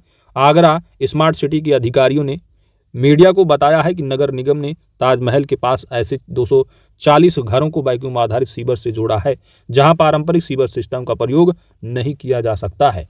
सीवर कनेक्शन के कार्य की अनुमानित जो लागत है वह 100 करोड़ रुपए लागत है। वर्तमान में इस तकनीकी का प्रयोग निचले इलाकों में किया जा रहा है। 5 साल तक नीदरलैंड की कंपनी द्वारा इसका रखरखाव किया जाएगा। नीदरलैंड की कंपनी 5 करोड़ रुपए में 240 घरों का वैक्यूम सीवर नेटवर्क बनाया गया है। सभी कक्ष भौगोलिक सूचना प्रणाली यानी GIS आधारित सेंसर से लैस हैं जो कक्ष के क्षेत्र और समस्या इंगित करने में मदद करेंगे। अगला फैक्ट बन रहा है आपका उत्तर प्रदेश ई पेंशन पोर्टल वाला पहला राज्य। तो ई पेंशन पोर्टल वाला देश का पहला राज्य कौन सा है? उत्तर प्रदेश है। उत्तर प्रदेश ई पेंशन पोर्टल की सुविधा देने वाला भारत देश का पहला राज्य बन गया है। मुख्यमंत्री योगी आदित्यनाथ ने श्रम दिवस, जो कि हर साल 1 मई को मनाया जाता है, तो 1 मई 2022 को श्रम दिवस के अवसर पर प्रदेश के 11.5 लाख से अधिक पेंशनरों को सुगम जीवन की बड़ी सौगात देते हुए लोक भवन में पेंशनरों के लिए ऑनलाइन सेवा पोर्टल का शुभारंभ किया है। ई पेंशन पोर्टल सीएम योगी ने 31 मार्च को सेवानिवृत्त हुए 1220 पेंशन धारकों के खातों में पेंशन भी क्या है हस्तांतरित किया है। इस अवसर पर उन्होंने कहा है कि पेंशन पाने वालों का पेंशन भोगी नहीं, पेंशन पाने वालों को पेंशन भोगी नहीं, पेंशन योगी के रूप में सम्मान होना चाहिए, क्योंकि हम भी योगी हैं। चलिए बाकी आगे देखते हैं। नई व्यवस्था के तहत सेवानिवृत्त से 3 माह पहले पेंशन के पेपर मिल जाएंगे। तो रिटायर हुए 3 महीने पहले ही आपको क्या है, पेंशन का जो पेपर होगा मिल जाएगा। ई पेंशन पोर्टल पर 6 महीने पहले ही रजिस्ट्रेशन करना पड़ेगा। अगला फैक्ट बन रहा है उत्तर प्रदेश की काला नमक चावल। उत्तर प्रदेश के काला नमक चावल को बढ़ावा देने के प्रयासों को मिला लोक प्रशासन में प्रधानमंत्री पुरस्कार 2021। उत्तर प्रदेश के सिद्धार्थनगर जिला प्रशासन द्वारा काला नमक चावल को बढ़ावा देने के प्रयासों को 21 अप्रैल 2022 को लोक प्रशासन में उत्कृष्टता के लिए प्रधानमंत्री पुरस्कार 2021 से सम्मानित किया गया है। काला नमक चावल, जिसे भगवान बुद्ध का उपहार भी कहा जाता है, इसको सिद्धार्थनगर जिले के समग्र विकास के लिए एक मिशन मोड योजना, एक जिला एक उत्पाद योजना के तहत सम्मानित किया गया है। तो काला नमक चावल महोत्सव सिद्धार्थनगर काला नमक चावल 2 वैरायटी पढ़ के ही आ रहे हो, याद रखिएगा। इसको जो है लोक प्रशासन में प्रधानमंत्री पुरस्कार 2021 से सम्मानित किया गया है। तो अभी आपने देख लिया टॉपिक वाइज। तो आइए उत्तर प्रदेश तथ्यसार वन लाइनर को कवर करते हैं, इसके बाद पूरा का पूरा कंप्लीट कर लेते हैं। 27 दिसंबर 2022 को केंद्रीय गृह मंत्रालय ने उत्तर प्रदेश सरकार की सिफारिशों के बाद किन 2 स्थानों के नाम को बदलने की अनुमति दे दी है। तो गोरखपुर जिले में नगर पालिका परिषद मुंडेरा बाजार का नाम बदलकर चौरी चौरा और देवरिया जिले के तेलिया अफगान गांव का नाम बदलकर तेलिया शुक्ला कर दिया गया। उत्तर प्रदेश की योगी सरकार ने प्रदेश में निकाय चुनाव में ओबीसी आरक्षण देने के लिए हाई कोर्ट के किस पूर्व न्यायाधीश की अध्यक्षता में 28 दिसंबर 2022 को एक 5 सदस्यीय आयोग का गठन किया है। तो न्यायमूर्ति राम अवतार सिंह की अध्यक्षता में आयोग के सदस्यों में पूर्व आईएएस चोभ सिंह वर्मा, महेंद्र कुमार पूर्व अपर विधि परामर्श, संतोष कुमार विश्वकर्मा और अपर जिला जज ब्रजेश कुमार सोनी शामिल हैं। उत्तर प्रदेश के लिए किस जिले में जलकल विभाग द्वारा सोलर ट्री लगाए जा रहे हैं। वाराणसी जिले में किस परियोजना के लिए हाल ही में उत्तर प्रदेश सरकार ने ओसिटिन यूनिवर्सिटी के साथ समझौता किया है। यह स्मार्ट सिटी ऑफ नॉलेज है। उत्तर प्रदेश के मिर्जापुर जिले की वह कौन सी महिला है जो भारत की पहली मुस्लिम महिला फाइटर पायलट बनी है। यह सानिया मिर्जा है। कहाँ की? मिर्जापुर जिले की। 27 से 30 नवंबर 2022 के बीच 41वें रामायण मेले का आयोजन कहां पर किया गया? यह अयोध्या में किया गया है। प्रदेश में फरवरी 2023 को प्रस्तावित ग्लोबल इन्वेस्टर समिट के लिए दिसंबर 2022 में 16 देशों में प्रदेश के प्रमुख मंत्रियों द्वारा किए गए रोड शो के बाद कितने करोड़ का निवेश प्रस्ताव प्राप्त हुआ है? यह 7,12,288 करोड़ रुपए का। उत्तर प्रदेश सरकार के प्रयागराज जिले के 2 साहित्यकार जिन्हें हिंदी और उर्दू भाषा के लिए वर्ष 2022 की साहित्य अकादमी पुरस्कार से सम्मानित किया गया है। नाम है इनका बद्री नारायण हिंदी कविता संग्रह, तुमड़ी की शब्द के लिए, अनीस अशफाक उर्दू उपन्यास एवाब सरब के लिए। दिसंबर 2022 में उत्तर प्रदेश सरकार ने किस आईआईटी का चुनाव उत्तर प्रदेश को स्टार्टअप हब बनाने के लिए किया है? यह आईआईटी कानपुर को।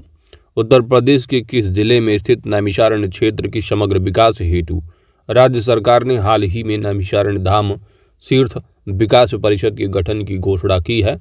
तो सीतापुर हरदोई। नवंबर 2022 में किसे उत्तर प्रदेश वेट लिफ्टिंग संघ की पहली महिला अध्यक्ष चुना गया है? नाम है इनका सबीना यादव, नोएडा से। लंपी वायरस का 1,58,00,000 टीकाकरण करने वाला देश का पहला राज्य उत्तर प्रदेश बन गया है। उत्तर प्रदेश के वे 3 जिले जहां पुलिस कमिश्नर प्रणाली को नवंबर 2022 में लागू किया गया है। नंबर 1 प्रयागराज, दूसरा आगरा, तीसरा गाजियाबाद रहा। उत्तर प्रदेश के किस शहर में भारत हस्तशिल्प महोत्सव 2022 का आयोजन किया गया है? तो यह लखनऊ है। 22 से 25 नवंबर 2022 के बीच उत्तर प्रदेश के किस शहर में यूनेस्को इंडिया अफ्रीका हैकाथन आयोजित किया गया है? यह ग्रेटर नोएडा में। उत्तर प्रदेश का वह कौन सा शहर है जहां फीफा वर्ल्ड कप 2022 के लिए ट्रॉफी व बॉक्स का निर्माण किया गया? तो यह आगरा है। हाल ही में उत्तर प्रदेश सरकार ने नेशनल हेल्थ मिशन के तहत शहरी क्षेत्र में किस कार्यक्रम के संचालन की अनुमति दी है? राष्ट्रीय बाल स्वास्थ्य कार्यक्रम। अगला प्रश्न है कि हाल ही में किसे उत्तर प्रदेश का चौथा टाइगर रिजर्व घोषित किया गया है? यह Ranipur wild life sanctuary Chitrakoot में। 4 से 6 नवंबर 2022 के बीच पहले कौशल लिटरेचर फेस्टिवल का आयोजन कहां पर किया गया है? तो यह लखनऊ में किया गया है। हाल ही में उत्तर प्रदेश सरकार ने आईटी सेक्टर में कितने हजार करोड़ रुपए के निवेश प्रस्तावों को मंजूरी प्रदान की है? तो 7,000 करोड़ रुपए। उत्तर प्रदेश में कहां पर देश का पहला डबल डेकर हाईवे बनाने का निर्णय लिया गया है? तो यह नोएडा में। हाल ही में उत्तर प्रदेश सरकार ने किस पहले पर्यटन स्थल को वर्ष 2041 तक शुद्ध शून्य कार्बन उत्सर्जन पर्यटन स्थल बनाने की घोषणा की है? तो यह मथुरा वृंदावन को। Food safety and standards authority of India द्वारा नवंबर 2022 में उत्तर प्रदेश की किस पहले रेलवे स्टेशन को ईट राइट स्टेशन का प्रमाण पत्र प्रदान किया गया है? यह प्रयागराज जंक्शन को। खेलो इंडिया यूनिवर्सिटी गेम के 3य संस्करण का आयोजन अप्रैल 2023 में उत्तर प्रदेश के किस शहर में प्रस्तावित है? तो यह लखनऊ में। उत्तर प्रदेश की किस संस्थान के द्वारा खून की आवश्यकता को पूरा करने के लिए हाल ही में रक्त खोज ऐप तैयार किया गया है? यह है MNIT प्रयागराज द्वारा।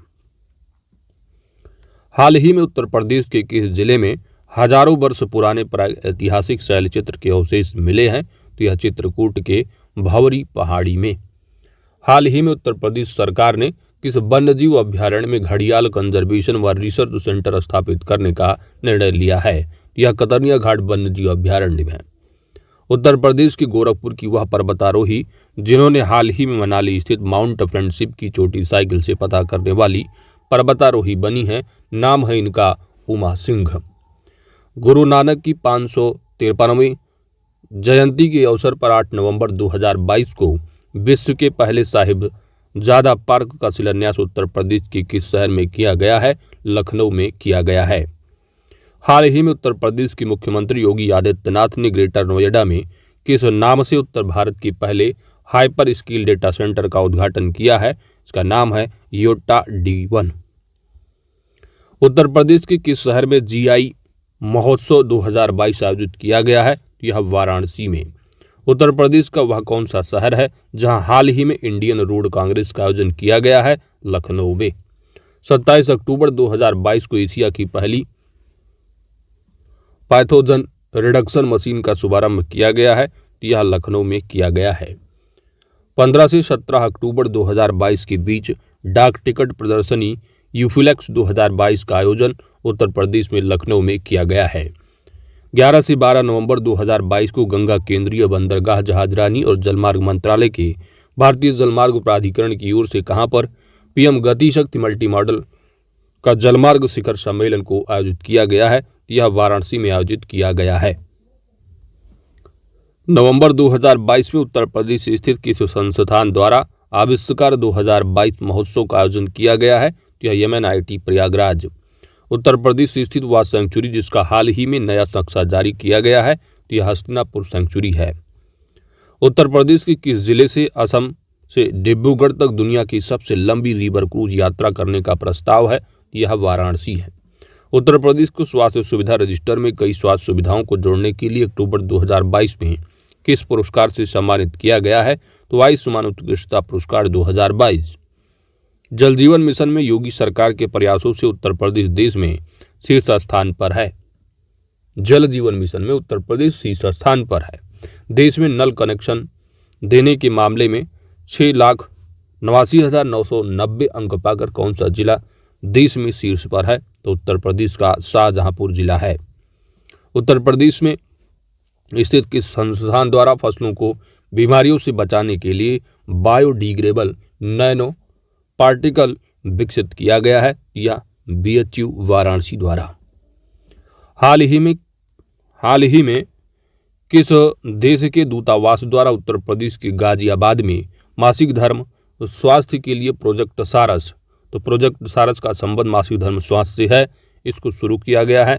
यह गाजियाबाद में और यह इजराइल दूतावास द्वारा।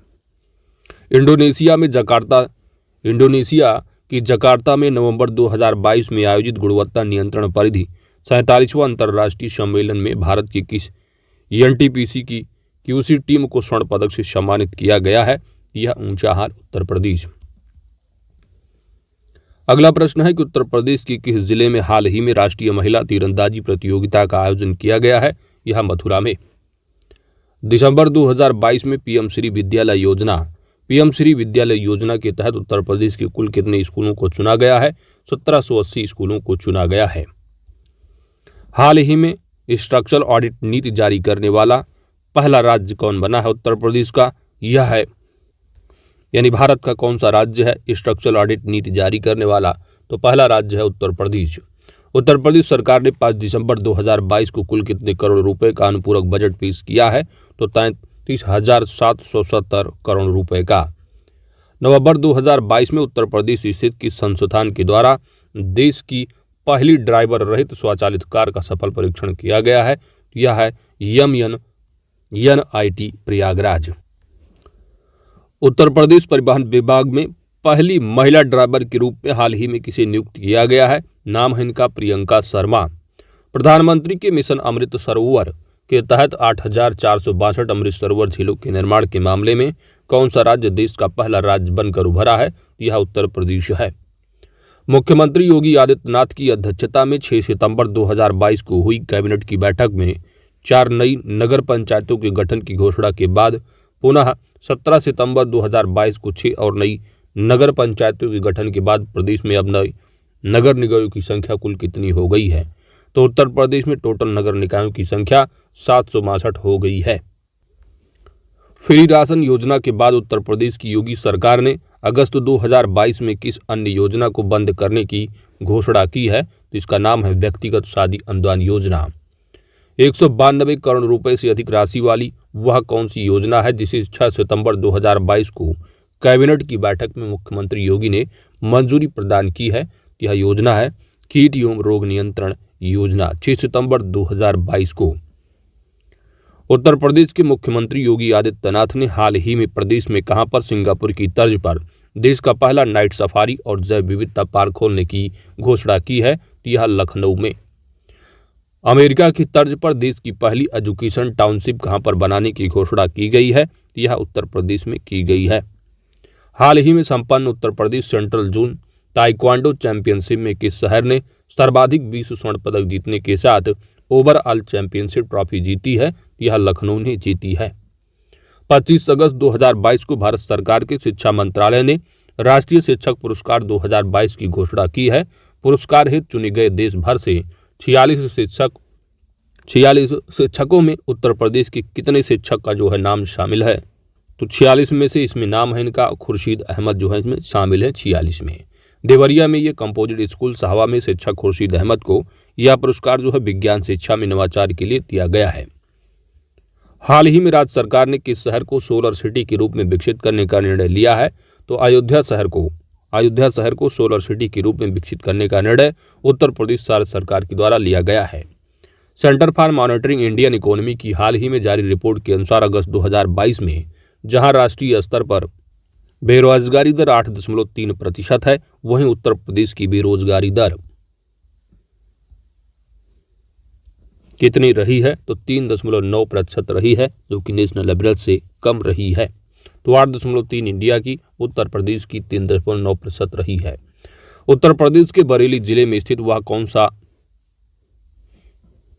गांव है जहां के प्रत्येक घर में आरओ पानी की सुविधा उपलब्ध है? यह बरेली डिस्ट्रिक्ट का भरतौल गांव है।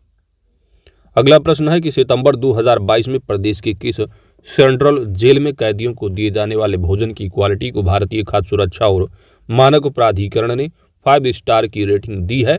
यह फतेहगढ़ सेंट्रल जेल फर्रुखाबाद की। बजट 2022-23 में प्रदेश की अर्थव्यवस्था को कितने ट्रिलियन डॉलर बनाने का लक्ष्य निर्धारित किया गया है? तो 1 ट्रिलियन डॉलर निर्धारित किया गया है वर्ष 2027 तक। मुख्यमंत्री योगी आदित्यनाथ ने 10 जुलाई 2022 को कहां पर उत्तर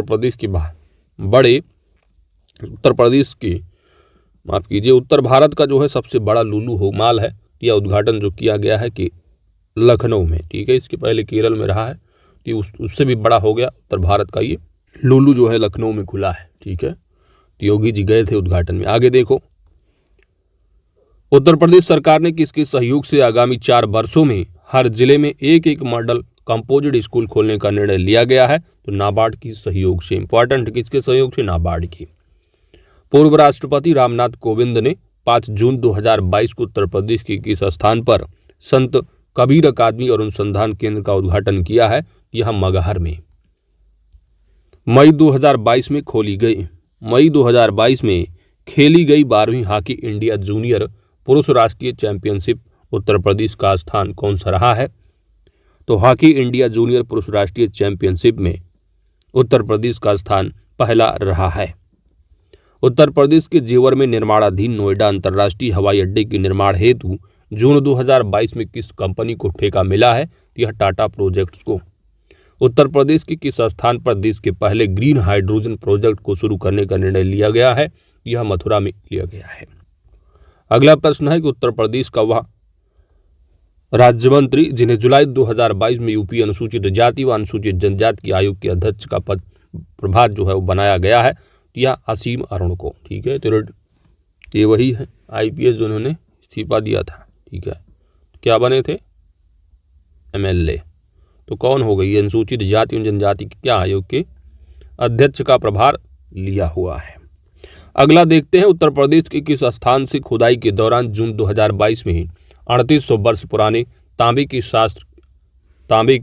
शास्त्र के अवशेष जो है वो मिले हैं? या मैनपुरी के गांव गणेशपुर में तांबा का जो है अवशेष।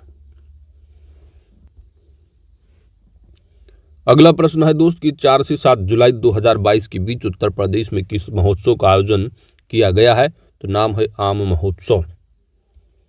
हरियाणा में संपन्न तीसरे खेलो इंडिया यूथ गेम्स 2022 में उत्तर प्रदेश पदक तालिका में किस स्थान पर रहा है? तो उत्तर प्रदेश 42 पदक के साथ 12वें स्थान पर रहा है। 42 पदक में 6 स्वर्ण, 17 रजत एवं 19 कांस्य पदक जीते हैं। उत्तर प्रदेश में बनने वाले 296 किलोमीटर लंबे किस एक्सप्रेसवे का उद्घाटन प्रधानमंत्री मोदी ने 16 जुलाई 2022 को किया है? यह बुंदेलखंड एक्सप्रेसवे है। दक्षिण कोरिया में 22 से 30 जून 2022 के बीच आयोजित मिसेज यूनिवर्स डिवाइन 2022 प्रतियोगिता का खिताब उत्तर प्रदेश की किस सुंदरी ने जीता है? यह पल्लवी सिंह कानपुर की है। 13 एक्सप्रेसवे बनने वाला देश का पहला राज्य कौन सा है? तो 13 में आप जानते हो उत्तर प्रदेश जो है नंबर 1 है। 13 में आप कौन से हैं? 13 में तो 6 जो है बन चुके हैं, 7 निर्माणाधीन हैं और 6 और प्रस्तावित है, तो टोटल 19 हैं। लेकिन यहाँ पर बनाने वाले की बात की गई है तो 13 लोग हैं। 3200 किलोमीटर के साथ 13 एक्सप्रेसवे में से 7 पर काम जो है जारी है, जबकि 6 संचालित हैं और 6 और प्रस्तावित भी। तो टोटल 19 की बात की गई है। मुकुल गोयल की जगह किसे 13 मई 2022 को उत्तर प्रदेश का कार्यवाहक पुलिस महानिदेशक नियुक्त किया गया है? नाम है देवेंद्र सिंह चौहान। 12 मई 2022 को NSDC इंटरनेशनल तथा हिंदुस्तान पोर्ट्स प्राइवेट लिमिटेड के बीच उत्तर प्रदेश की किस स्थान पर स्किल इंडिया अंतर्राष्ट्रीय केंद्र की स्थापना हेतु समझौता ज्ञापन पर हस्ताक्षर किया गया है? यह वाराणसी है। 1 मई 2022 को अंतर्राष्ट्रीय मजदूर दिवस के अवसर पर मुख्यमंत्री योगी आदित्यनाथ ने सेवानिवृत्त सरकारी कर्मचारियों के पेंशन का पारदर्शी बनाने के लिए किस पोर्टल को लॉन्च किया है? यह ई-पेंशन पोर्टल है। और देश में आप जानते हो ई-पेंशन पोर्टल जारी करने वाला उत्तर प्रदेश पहला राज्य बन गया है। 18 से 20 अप्रैल 2022 को सूरत में स्मार्ट सिटी स्मार्ट शहरीकरण सम्मेलन में सर्वश्रेष्ठ राज्य का पुरस्कार प्रदान किसको किया गया है? प्यारे उत्तर प्रदेश को किया गया है। उत्तर प्रदेश सरकार ने अप्रैल 2022 में जल जनित और बैक्टीरिया जनित बीमारियों के प्रसार को रोकने के लिए किस अभियान की शुरुआत की है? नाम है इस अभियान का दस्तक अभियान। मार्च 2022 में किस लोक गायिका को लोक निर्मला सम्मान 2022 से सम्मानित किया गया है? नाम है इनका शारदा सिन्हा। प्रधानमंत्री नरेंद्र मोदी ने पिछले दिनों मेरठ के किस कस्बे में मेजर ध्यानचंद यूनिवर्सिटी की आधारशिला रखी है? यह सरधना कस्बा सलवा और कैली गांव में। हाल ही में जल शक्ति मंत्रालय द्वारा किस दिशा में उल्लेखनीय प्रयास के लिए उत्तर प्रदेश को शीर्ष स्थान प्रदान किया गया है? तो जल संरक्षण में। उत्तर प्रदेश के मुख्यमंत्री योगी आदित्यनाथ ने आजमगढ़ विश्वविद्यालय का नाम महाराजा सुहेलदेव विश्वविद्यालय रखने की घोषणा की है। उत्तर प्रदेश का वह कौन सा जिला है जहां पर देश का पहला अमृत सरोवर अप्रैल 2022 में पूरा किया गया है? तो रामपुर है। और डिटेल में पढ़ के आ रहे हो, अमृत सरोवर में नंबर 1 प्यारा उत्तर प्रदेश है। तो इसी 154 पेज के साथ पूरा का पूरा यूपी स्पेशल आपका जो रहा है वह कंप्लीट हो जाता है। बाकी का PDF आपको टेलीग्राम चैनल पर जो है लिंक दे दिया गया है बुक का, आप वहां से जो है डाउनलोड करके पूरा अच्छे से टॉपिक वाइज अच्छे से कवर कीजिएगा दोस्तों। और इसके PDF का लिंक आपको वीडियो डिस्क्रिप्शन में भी मिल जाएगा। कमेंट बॉक्स में जाइएगा, पिन किया हुआ लिंक मिल जाएगा। विदिन 24 आवर आपको मिल जाएगा। Thanks for watching, God bless you all. ठीक है, तो इससे संबंधित 2 वीडियो प्रॉमिस की 2 वीडियो कंप्लीट कर दिया है। अब आप लोग PDF से रिवाइज कीजिएगा। Thanks for watching.